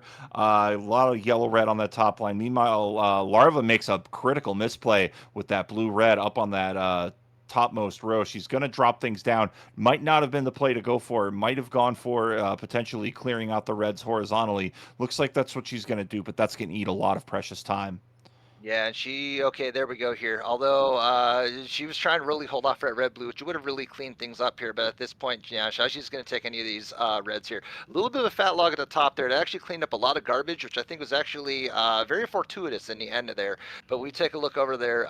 She has really brought that back. It's only, now it's taking the lead. Now it's actually apparently tied at this point here. But Larva now with a 3 virus lead. So it's just going back and forth and trading punches between them. But a little bit of a misdrop over on Larva's side. Yeah, very critical out in columns 1 and 2. That might buy Theeedave some time, but Theeedave needs to find some access to blue. He's just not able to get it, but the doctor is handing him lots of blue mega vitamins here as he continues to take a ride on board number 8. He has 20. Larva has 11. Larva is a little bit handcuffed on that left side. Getting this double blue horizontally, that's good. Dave has opened up his board a bit too, down to 15, and now opening up both sides of the board. I like this play with the garbage, but again, needing access to blue, and I like this play, tucking that double blue in, setting up a lot of options for those yellows over on the left side of the board, Swang. Really heads up play by Dave. That was, his blue was really non-existent as far as being able to access it. Is he going to take that sweet tea? No, he elects to clear that up horizontally, which I think is fine. He had a bunch of yellows all stacked up, so any way he dissected it would have been an okay option there. But as we take a look over on the Larva's side, look at this monster drop combo. Turn that garbage into something useful. Still maintaining a 3-virus lead over on Theeedave, who just needs a bunch of reds and yellows to advance his board here, JB. Theeedave had an opportunity to get that red in column 7 horizontally as Larva out at a 516. She'll be approaching 9 first. Chose not to take it, and it looked like that's what I thought he was telegraphing. Dave out at a 524, so it's a 4 virus difference here, Swang, as we're in the final level. And I'm looking over at Larva's board here. Her column 7 has a really big gulch right down the side here. So, and it's lined up with another blue as well. So the color diversity isn't quite as great as I would like, but she is now flattening that side out there. So that dropping of that fall time isn't going to really make that big of a difference now at this point here. Meanwhile, take a look over at Dave's side. It's red yellow. I'm not really sure what he's going to do with that. We'll see how it plays off in his column 3, but cleans up his garbage and is about 12 viruses behind Larva, who's really just putting on a clinic with this level 9 here. Yeah, Swang. We're talking about Dave. I actually kind of caught the start of his 9 here, and I think he was trying to go for some horizontal clears and misplayed the red yellow. And I could definitely see the look on his face that was not the play he wanted. He's laser focused here, but that misplay may have been the cause for, or been a cause for concern here, as it looks like Larva's starting to pull away. Yeah, Dave needs that red yellow. If he can tuck underneath, he's going to turn now. He's just going to go ahead and fire it down. I think that's also just a reasonable enough play as well. But Larva going ahead, dropping us down, creates a lot of drops on tops of drops and combos. Setups and setups is Larva's MO going into it here. She's down to her final 3 viruses going into it here. Just needs yellows and reds, JB. Man, what a show that Larva is putting on. And it looks like Dave may have made another misplay over in column 3. I can understand why he might be. I think he realized with that first mistake he's got to be aggressive. So he's playing more aggressively here as you have to. But it is a 7-0-3 for Larva. Larva takes game number 1. Yeah, then those misdrops breed. They breed aplenty here, and Dave realizing that the game is over here, and he's just going to go ahead and shake that out, catch his composure, get his nerves back to planet Earth, and really make this into a really exciting and competitive match for this game too. Absolutely, and our chat's saying that this semi feels like a final. These two players are long-standing veterans and definitely know this level block. They're very familiar with it, as both these two have seen top 16 play in the past, so they're very well versed in that 6 to 9 block. As we are waiting on readies, we have a ready from Dave. We have a ready and love from Larva, brother. And here we go. We've got the 3, 2, 1, and pills. Larva looking to advance to the finals. Dave looking to continue his match win streak. Here we go. Game number 2 kicking off. Swang, what do you say about these boards? I gotta say before we start that the brother in the meantime that was gold right there. But as we take a look over on gold here, we take a look at gold here. These players putting on a performance that is worthy of gold here. Oh, that's okay. The double blue for Dave is perfect. He still has a really clean board going into it here, and is really just devouring this board down over here. He has a 10 virus lead over on Larva, who just needs a bunch of yellows and reds to make something happen, but has exposed it to make it a little bit more manageable. But I mean, Dave is really just putting on a show as to what his plan is to really make damage into this level 6. Dave is playing out of his mind right now. This is the kind of board you want. When I was playing my second round or second game against SgtSarros, this is exactly what I was feeling. It felt like everything was clicking, everything was going well, and Dave is, I think, maybe playing a little angry from what was going on in the end cap of his first game. But now he's really putting on a clinic here. Swung out at a minute 10, but Larva's got a pretty good board, just needing a little bit of yellow help, and she'll be out right behind. Minute 10 is fantastic, and Larva's going to need a bunch of yellows to really chip away at the rest of her board here. Probably going to go ahead and clear it up in a vertical fashion. Yeah, Larva is electing to do that. She is tucking the yellows down so the blues don't interact too badly there. But we take a look over at Dave's side. Dave doing a little maneuverability. He has no real access to the blues here. So reds and yellows, let's hope it comes Dave's way. Yeah, he definitely tried to feather a blue yellow in. Didn't quite get it, but the doc gave him another chance. As Larva out at a minute 43 here. It is about a 10 virus advantage here for Dave, as Dave really needing some yellow help and not quite finding a lot of it. He has that singular yellow over in column 7. Now he's got a little bit of access, getting that horizontal clear, making great use of that overhanging yellow here as he continues to hold on to a 10 virus lead, as Larva also needing yellow help. And Dave really cleaned up this board, really trying to expose his top line, make sure he has all the plays ready to fire it off here. He just needs a bunch of yellows and reds, which he is going to place in his 6 through 8 columns here. That's actually really good, seeing that double red as the next pillbox. Really heads up play from Theeedave, our number 1 seed. Meanwhile, taking a look at Larva's board here. That red-blue, she is going to drill it down to maintain it there, but a bunch of spires on Larva's board, which may lead to a bunch of drop time. But let's see how this pans out as she's nearing the end of her board. She is down to 16. Dave down to 6 here. Dave playing a very clean board. If I'm Dave, I'm thinking horizontal with those final 2 reds in the middle of the board, and it looks like that is what he's going to do. Looks like he might be saving them for very, very last here, as doesn't really have a particularly great setup, but this double red is huge. He can put that wherever he wants, puts it on the right side. Could he be out of these first 2 levels under 3 minutes? Not quite, but a very good time here, out at 3:07 through these first 2 levels. That's a fantastic time. You want to shoot for that 90 seconds per level. Heads up play from Dave, and it's really showing here. Yeah, he's definitely putting on a fight for this game 2 here. He knows his back is against the wall, but he is firmly in the driver's seat going into this level 8 here. Meanwhile, taking a look here, Dave strategically clearing out that yellow and blue. I like that play, since there was no actual plays for the blues there. Now he's going to be creative with any sort of blue pills that comes his way. As we take a look at Larva's side, a bunch of yellows to enter the 4A. She's just going to need 3 to enter at about a 340-ish. Just needing those last 2. There it is. Called it right at the 340 mark. So Larva playing a bit behind here, but Dave's been a bit on the struggle bus. Has a very red top line here, looking to just get some of this off. He's playing with a lot of garbage on top too. Larva's starting to catch up here, starting to set up some plays here and tucking that blue-red down and setting up on that left side, getting that double pill over on that left side. Very important, smart play with that double. It's now just a 3 virus game, Swang.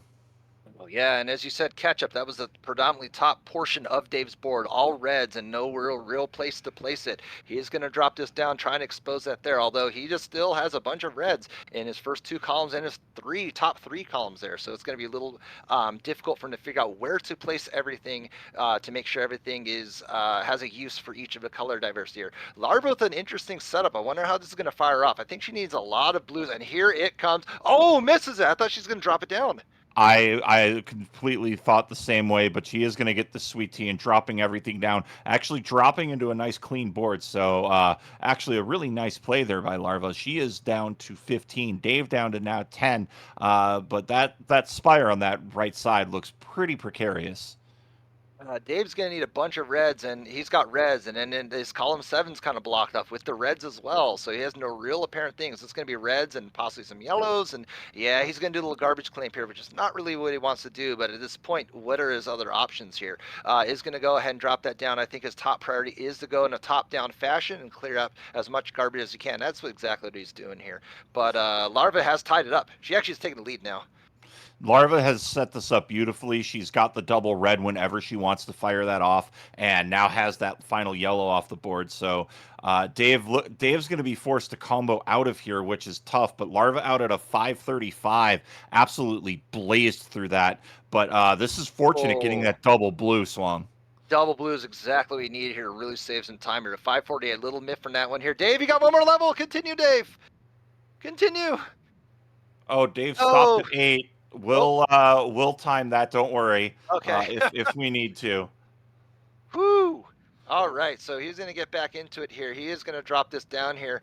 Continuing on with that, that's going to be the mind games that come with that sort of a little bit of a timer error on that side. It's really hard to recover from, but Dave, our restreamer, doing a fantastic job with all of his technical things behind the scenes here.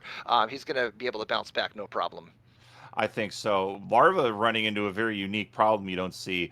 Larva is more than halfway through her board and literally has 2 blue viruses to work with. They are a bit buried, so blue is absolutely, or I won't say absolutely, but close to useless right now for Larva as she's trying to hold on to her lead here. But Theeedave coming on strong, and I really like this endgame board swung.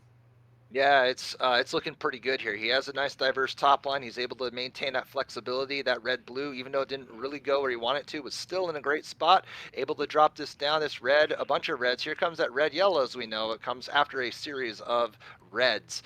Meanwhile, we take a look over at Larva's board, who still needs a bunch of reds to advance the board here. Has now exposed those blues, but it can be anyone's game, and it's really going to be down to the wire here, JB. Larva down to 7. She was playing a pretty precarious board. She's going to be forced to combo on a lot of these. Does open up column 2. That's a little bit freer and clearer now. It's 14-4 here as Larva looking to put this away. Dave's board is just a little bit too split here, I think, to really make some sort of move here, Swang, as Larva's going to get this last double yellow and put this away at a 7-34. I think that definitively gives Larva this victory, and she advances to our silver October finals. Most definitely, but wow, what a show both these players. I mean, you couldn't have asked for anything better. That was absolutely spectacular seeing that. Getting our first row seats in the commentary booth, putting on an excellent show for y'all at home, and I cannot wait to see what the rest of the semifinals has for us in store. But hey, folks, we're going to take a quick break. We're going to get our second game of these semifinals coming up to you soon. Don't go anywhere because, folks, this is the Dr. Mario Championship. And welcome back, folks, to the Dr. Mario Championship Silver Bracket for the month of October here. This is Swang, and Swang is going to be bringing back John Flynn to the booth, and a very special guest that can make his way into the booth here, Ook the Librarian. Guys, take it away. Thank you, Swang. We have our final semifinals match of the day. Our number 2 seed, Chris Bidwell, versus our number 6 seed, MadTown. As Swang said, we're joined in the booth by Ook the Librarian. Ook, how you doing today? Doing all right, Flendo. How about yourself? Doing good. Ready to watch this match. I think this is going to be a heck of a match. Yeah, absolutely. I mean, you got MadTown, who has won this tournament already once this year, took a runner-up position as well, and you got you've got Bidwell, who has been, this is his first time in the silver bracket this year. So, it's when you're making your one silver bracket appearance in the year, you got something to prove. And he and Larva have both shown that so far. But, MadTown's here to show that the silver regulars have got something to prove as well. So it's going to be a really good match between these two. Yeah, absolutely. And I just noticed Chris Bidwell rocking a PlayStation shirt playing Dr. Mario. I don't know how I feel about that. I mean, who knows? Who knows why the cool kids do the things they do? Well, regardless of the reasoning, we have our readies and our 3, 2, 1 pills. All right, the Battle of the Beards is on, and I see some really interesting choices for MadTown. Looks like he's seeing a lot of them as well. Those first pills, he's got this huge gap in the middle of his board, but he was able to find his way down because that yellow-blue didn't have a place there at the top of his board. Meanwhile, Bidwell is, he's thinking combos, and I like the combos he's looking at. Yeah, absolutely. As soon as I saw this board, I thought to myself, this is a Chris Bidwell board. He's going to be going ham on all these combos. And, he would love to have a double blue there to get that fat log. He is probably going to build up to it. He probably would have been a better idea to lay that pill horizontally instead of vertically and avoid some of that drop time, as well as keeping the bridge up to where he would be able to get that if the double blue presents itself.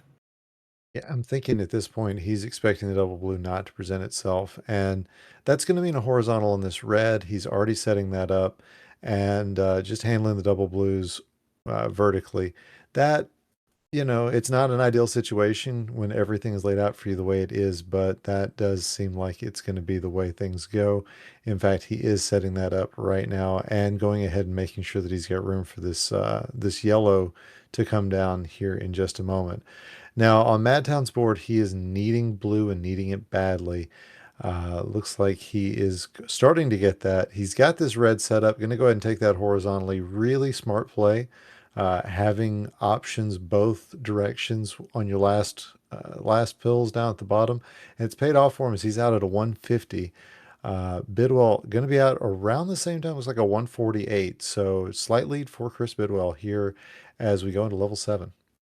Yeah, Bidwell had a really nice little combo to get out of his level 6. It kind of looked like it broke his internet for a second, but he's got an interesting board here. I don't really want to see much in the way of red for him for this top line, needing mostly blue and yellow. In fact, he doesn't really have much red at all until about the halfway down his board. Would love to see him potentially maybe build up to get these reds horizontally. Don't know if he'll go for that or not. We're just going to have to see what he decides to do. Meanwhile, over on MadTown's side, a lot of red and a lot of yellow for him that he's working through. Love. Oh, I thought he was going to take the red horizontally, but he elects to go for the vertical a little lower instead. And now he's going to get a nice triple combo and clear 4 viruses off of his board. Yeah, that red was already the leftmost red was already set up, so it didn't cost him a whole lot of time. But I was expecting the same thing as you. And yeah, this yellow has been the problem of the board the whole time for MadTown. This is mostly the same yellow that he has had since the start of the board. I like that horizontal because it's a 0 drop. He is, I believe, he's definitely got a lead right now.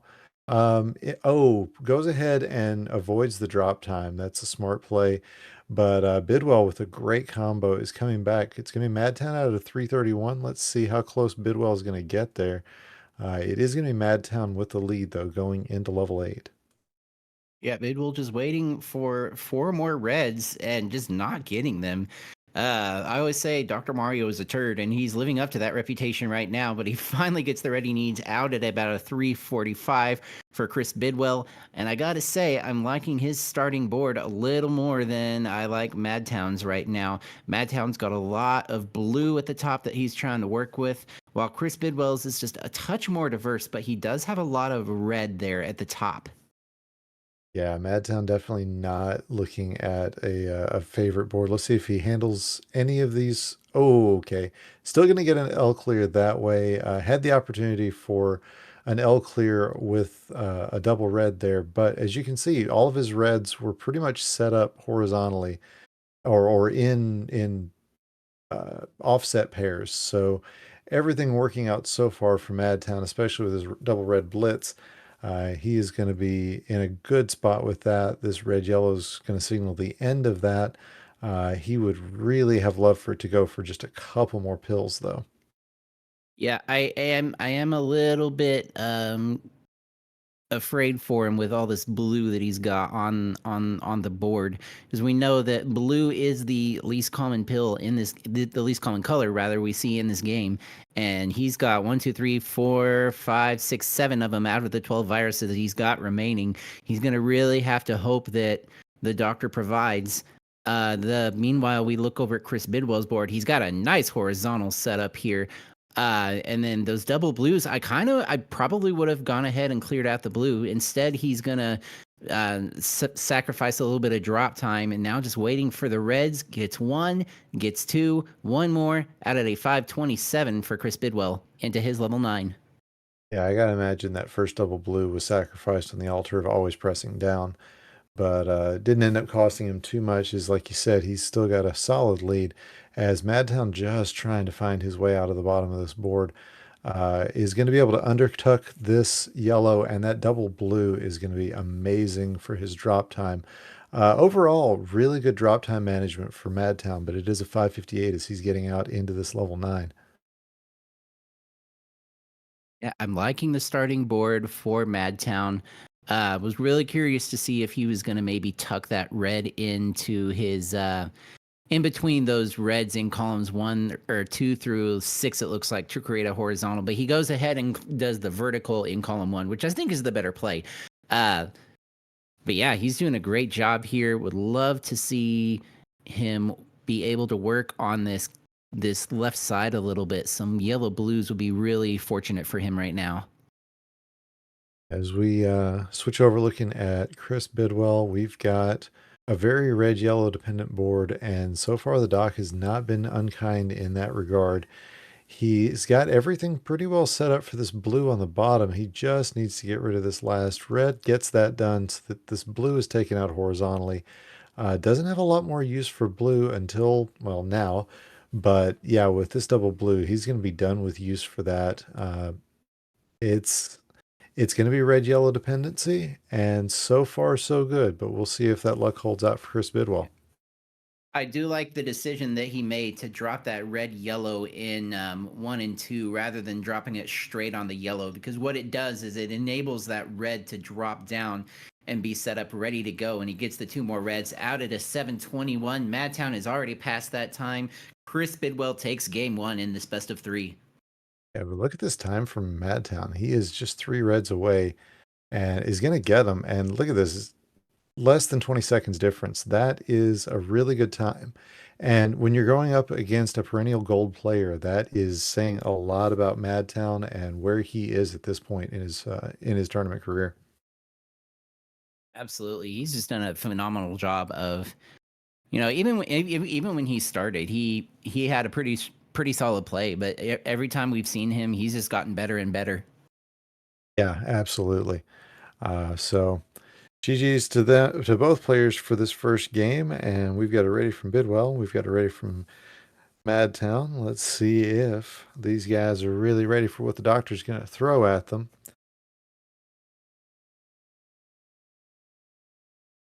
All right, we have our readies and our 3, 2, 1 pill. Pills.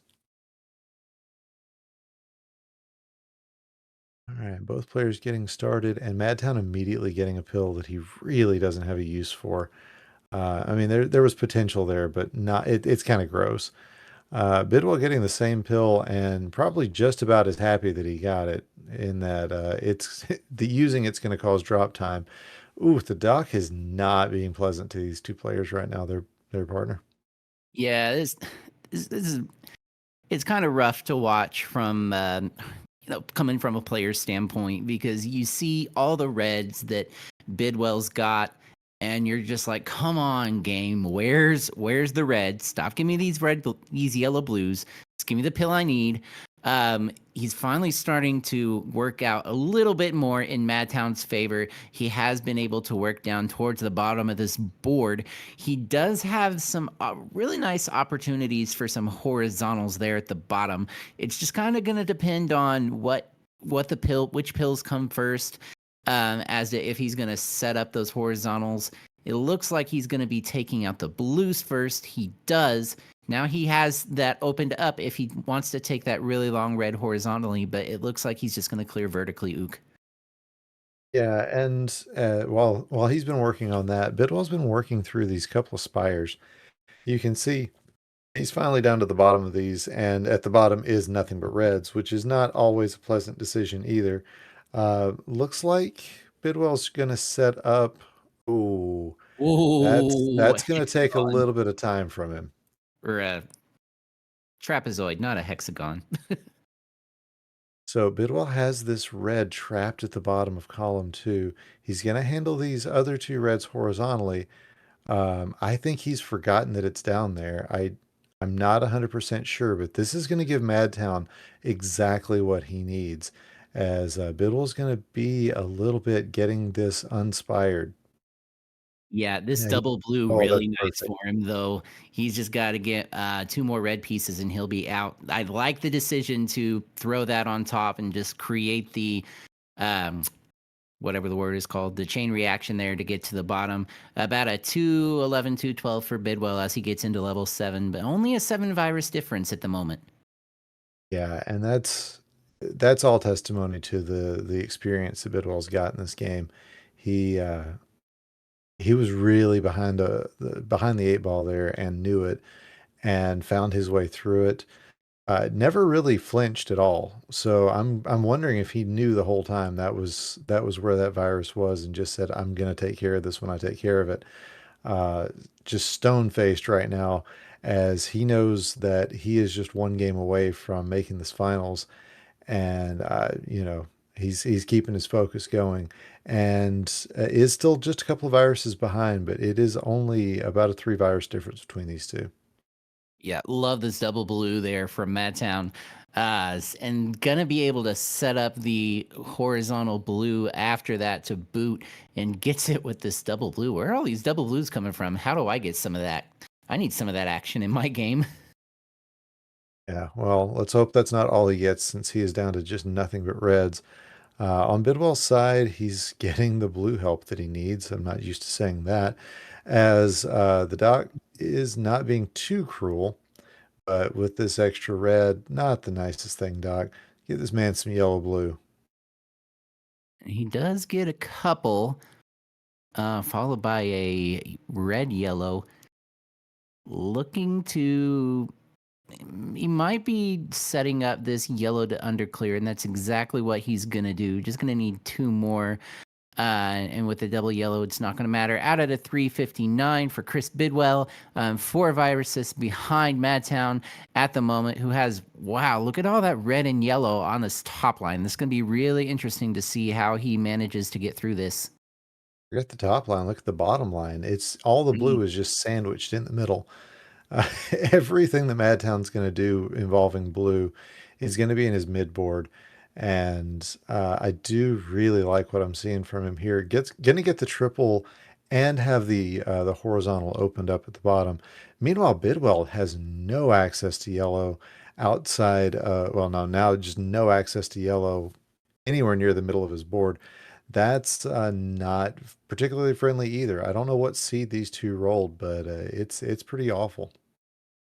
Yeah, you're not wrong there. But I love that. What was that? A sweet tea? We kind of had a little bit of lag, so I didn't catch fully what the shape was. But a really nice play either way there by Chris Bidwell with that double red.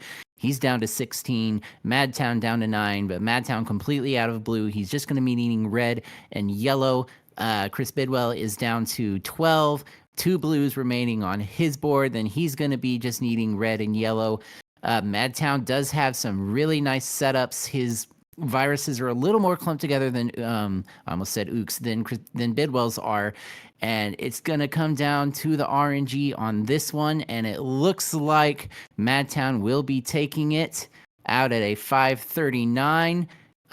Chris Bidwell. Oh no, we still have one more level. Never See mind. another level.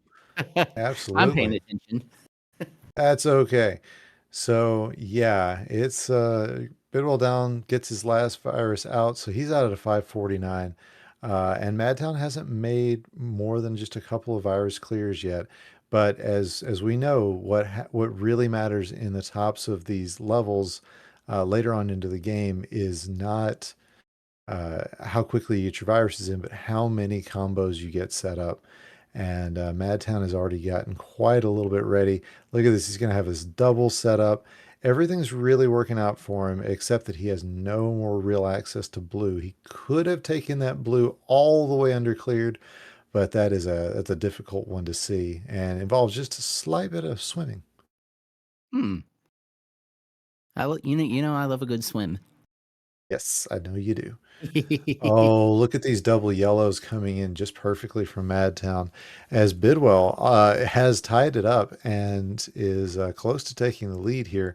He has gotten a really good top board, and while MadTown has a lot of access to doubles, it is Bidwell who has his board down quite a bit from the top line. And the amount of float that is going on MadTown's board might give Bidwell exactly what he needs to take this away. And not just the amount of float, but the amount of red. He's got 12 viruses, 10 of them are red. It's not what you want to see, especially in a game where you're fighting for your tournament life here. Bidwell's down to 3, now 2, now fixing to be 1. He's going to need 3 more blues. He is going to be out. And now that is the final level, out at a 731. He takes the game and the match and is going to be going on to the finals to face Larva here in just a few moments. Congratulations and GG's to both players. Yeah, absolutely. These guys definitely showed us what is possible here in this here in the silver brackets, and we're just excited to see what's going to happen in the finals, and that is going to be coming up next. It's going to be Larva. It's going to be Bidwell. You're going to want to stick around for that. This is the Dr. Mario Championships. And welcome back. You are watching the finals of the final silver bracket.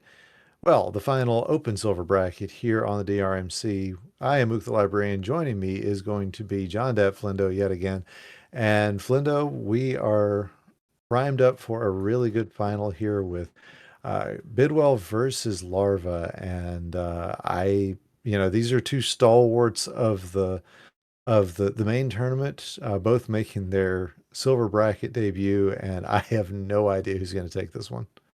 Yeah, I'm really excited for this one. These two have never played each other in the speed side. I'm not sure about versus. I'm sure they've at least played at least friendlies during the various regionals. These two are good friends, so this is going to be really fun. And regardless of who wins, it's going to be something special to see. Yeah, and I can confirm they have played each other at least at a regional, because Larva has been to every regional this year, and I saw her play Bidwell at least once during the regional, not anything official, just some friendlies. And yeah, I mean they have a lot of fun together. In fact, Larva has been hired on, or not hired on. She's been added to the staff for those versus tournaments. So it's these two get to work together quite a bit, and are going to continue to do so. And she's earned it. Bidwell, of course, our lord and master when it comes to versus tournaments. And we're going to get some stuff set up. It looks like everything is ready. And it's 3, 2, 1. Hills. I can't believe I haven't mentioned this already. Larva also is the designer of all the lovely graphics that you've seen in our slides today. So yeah, 2 great contributors to this community. As we get into our first game, we are in level blocks 8 to 11 now. It's a best of 3 for this finals. We have Larva with a lot of red on this board, but she does have it set up to where, well, she did until she took out those yellows, but she does still have the horizontal opportunities set up. She's just going to have to build up to them now.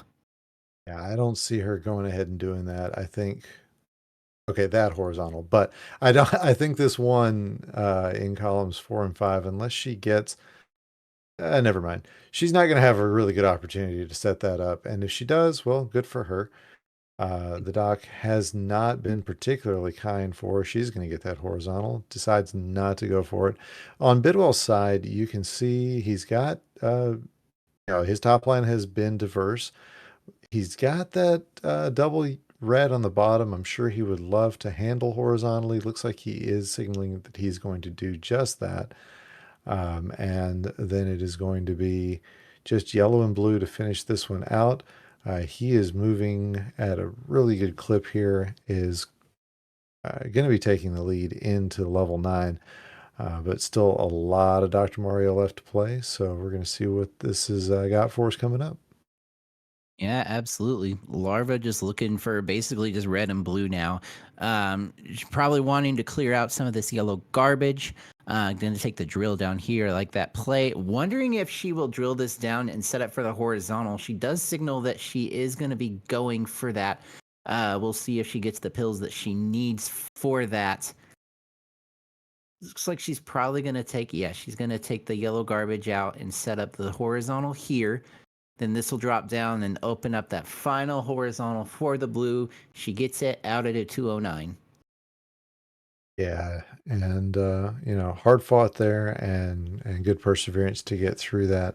And Bidwell has a little float going on the middle of his board. He doesn't, You can see he doesn't have anything going on pretty much all the way down column 6 after that one red. And it's just not pretty for him. It's the doctor being a jerk. That's what he does. But Bidwell has worked his way through it. Now it's a lot of red, but past that, he should be able to knock all of this out. That lightning bolt definitely going to help.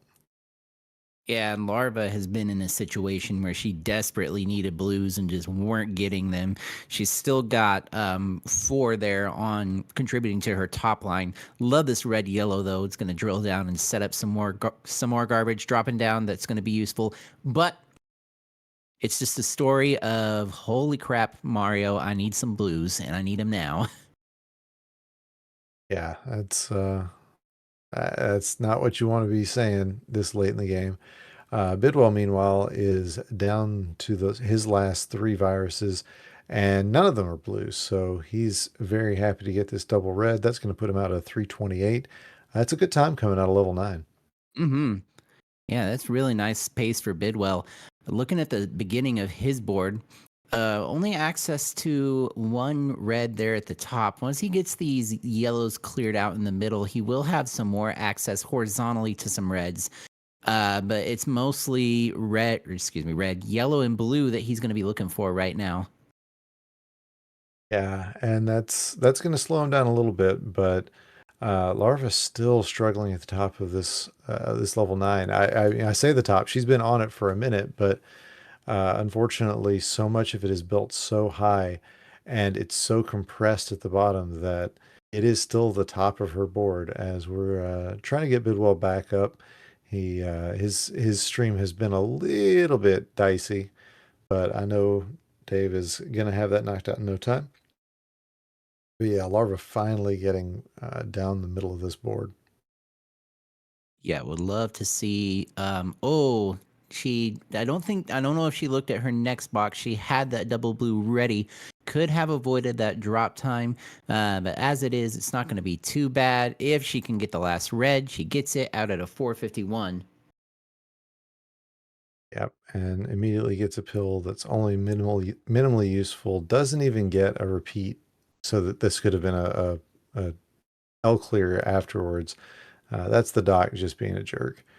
So, yeah, Larva getting all the doubles she needs as soon as she no longer needs them, but gonna get an L clear here, and that is at least a little bit of consolation. And now has just 1 piece of garbage left on her board. That's something nice to be able to say, as we've got Bidwell back, and he is late on his level 10. Yeah, it looks like. Of course, we can't say because we didn't have him up, but it looks like he may have had a little bit of garbage towards the bottom of his board that dropped down at some point. Would like to see what he does with this blue at the bottom. He might go for it horizontally. I'm not sure, though. At this point, I think he's just getting rid of the reds that he's got. He's not really signaling. Well, now he is signaling that he's going to try this horizontally, but it's going to take a minute as he's got to clear out this yellow. Does that. Now he's going to get this last blue in. He's out at a 608 and into the final level of this 8 through 11 block. Yeah, Larva still with 12 viruses remaining in her level 10. It's fairly diverse, though. I love that horizontal blue that she's got set up, and now it's got her set up for the horizontal red at the bottom. She's just going to need a lot of yellow to really get down to the nitty gritty in this board. She's not getting any yellow at all. Yeah, and Bidwell has been very smart in his plays. He had some reds and blues coming through, and could have easily had a bit of a struggle there, as he didn't really have access to handle any of that, but has made the right plays and the smart plays, and so far everything's working out for him as Larva joins him in level 11. But it is Bidwell with a 25 virus lead here, going into that last level, and you got to think he's feeling good about where he stands in this 8 to 11 block. Yeah, absolutely. Gotta say though, once larva breaks into this board a little bit, I really like the board. It's really diverse. You're not seeing too many of the same virus clumped up together. She does have a lot of horizontal opportunities. It's just a matter of getting down to them, and so far she's doing a pretty good job of getting there. Love this red blue. Love the horizontal into the vertical drop. Yes, she controls the horizontal. She controls the vertical. Uh, it's right here for the Twilight Zone, I think, or the Outer Limits. I mean, so yeah, everything's looking solid for Larva. Unfortunately for her, it is a bit too little, too late. As Bidwell is getting his final setups, I think he's wanting a fat log, but wisely not going to go for it. As this horizontal is going to be great for him. He's setting up for a final horizontal on this red and just needs 2 more reds to be out of this level block and take game number 1. There's 1 and there is 2, and at an 8:30, it is Chris Bidwell taking game 1. And he's 1 step closer to securing the number 1 seed in our December finals for our silver bracket. Yes, that's something we should be talking about as well.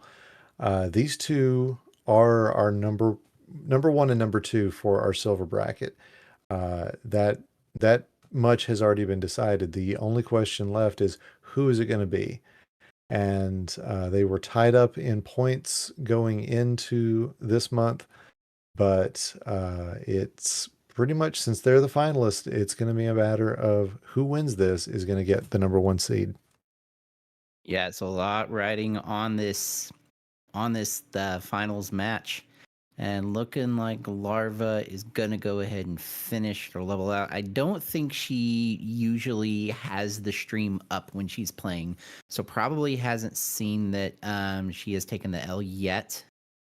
I think now she sees it.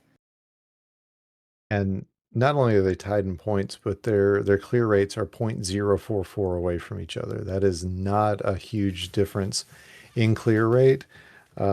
In the end, it's not going to matter what their clear rates are because, as we said, the first place winner is going to get 4 points. The second, who takes the second, is going to get 2, and that's how they finish this match. Is how they're going to start the final tournament. Yeah, Larva's saying that she's so itchy. I think those the facial hair is getting to her as we have readies from both players. Bidwell looking to win his first silver, and I think actually his first tournament ever in speed. And Larva looking to force him to a decider as we have our 3-2-1 pills, and Larva with a really nice setup to begin her level 8. You are correct. Bidwell was second place in the, I'm trying to do this from memory, I believe it was the September of 2021 tournament, and ended up making finals in that.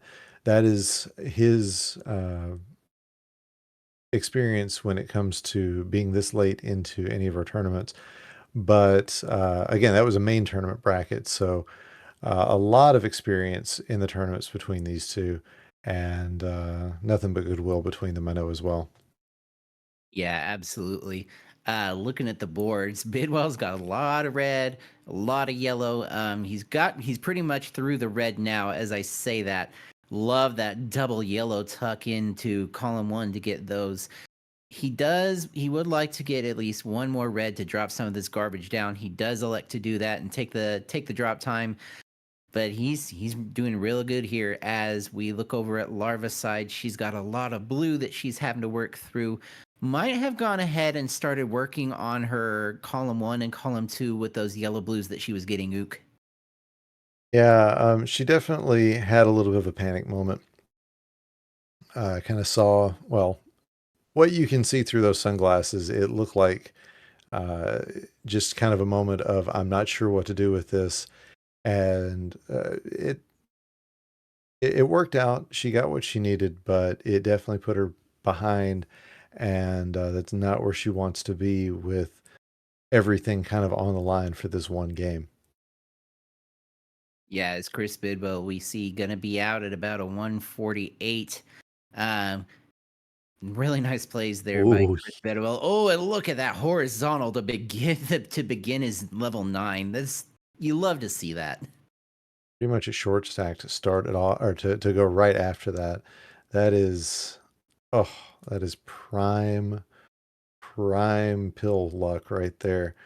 And, we talk about pill luck a lot with our players. It doesn't negate the skill that they have and what they do. It does mean, though, that sometimes the doc is just nicer than at other times. And we want to recognize him whenever he's being nice so that maybe he'll do it for the rest of us. Anyway, And that's a huge maybe. yeah. Don't like what Larva's getting here. She doesn't have a lot of use for red right now, and the doc says, "Hey, this is what I'm going to give you." Uh, that's going to be helpful.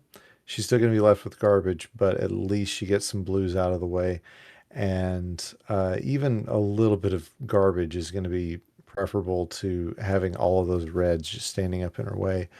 But is definitely Bidwell in the driver's seat now at 13, now 14 virus lead.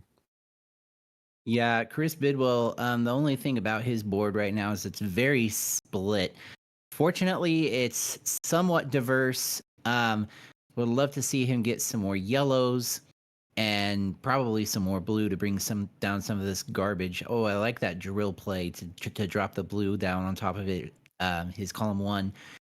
Not too far from finishing out this level, but he's getting a bit hamstrung by the RNG. And if Larva can get some reds, it's going to give her a chance to get back in this, Ook. Yeah, I think you're right, but Bidwell finally getting some of what he needs. That high speed getting to him just a bit as he wasn't able to take this one pill all the way over. Uh, Makes the decision to go ahead and tuck everything on top and not try to force a tuck. It did cost him some drop time, but it was a safer play. And got to say that seems to have worked out for him just fine as Bidwell now in his level 10 and Larva close to the bottom of her level 9. She has made up quite a bit of time, but still has a bit of a bridge to, or a bit of a mountain to climb here if she's going to take game 2 and force a decider.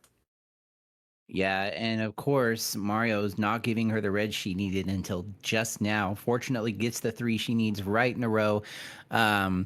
She did not start her timer, we saw, but she's 5 seconds off of Bidwell's timer, so she was out at about a 4:48 or so.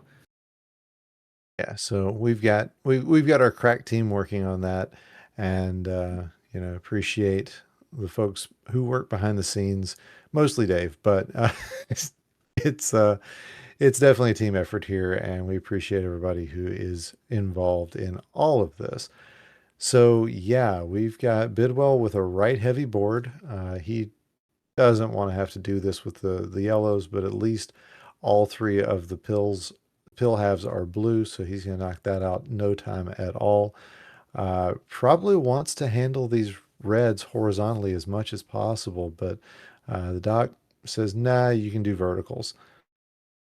And on Larva's side, that spire of garbage on column 3 is going to slow her down, but she can make some underclears here if she pays good attention. Yeah, I don't think that first yellow blue on top of those reds were what she wanted. And then she does wisely drop the second one because if she got several in a row, she just could have cleared that out really easily. She probably is going to want to clear out these blues horizontally. It's gonna be a bit of an ask because she's gonna have to build up to that. As Bidwell already into 11 at a 602, Larva does not take the horizontal. She elects to take out the red garbage and just go vertically. Yeah, and a smart play. Well, she had a smart play lined up there where she was going to be able to undertuck that yellow on 8. Instead, she capped it off, so is going to end up needing another double yellow. And, oh, I see the horizontal she's working on now. That double yellow is going to show up, so she is going to be cleared up, and this double red's going to help with the rescue.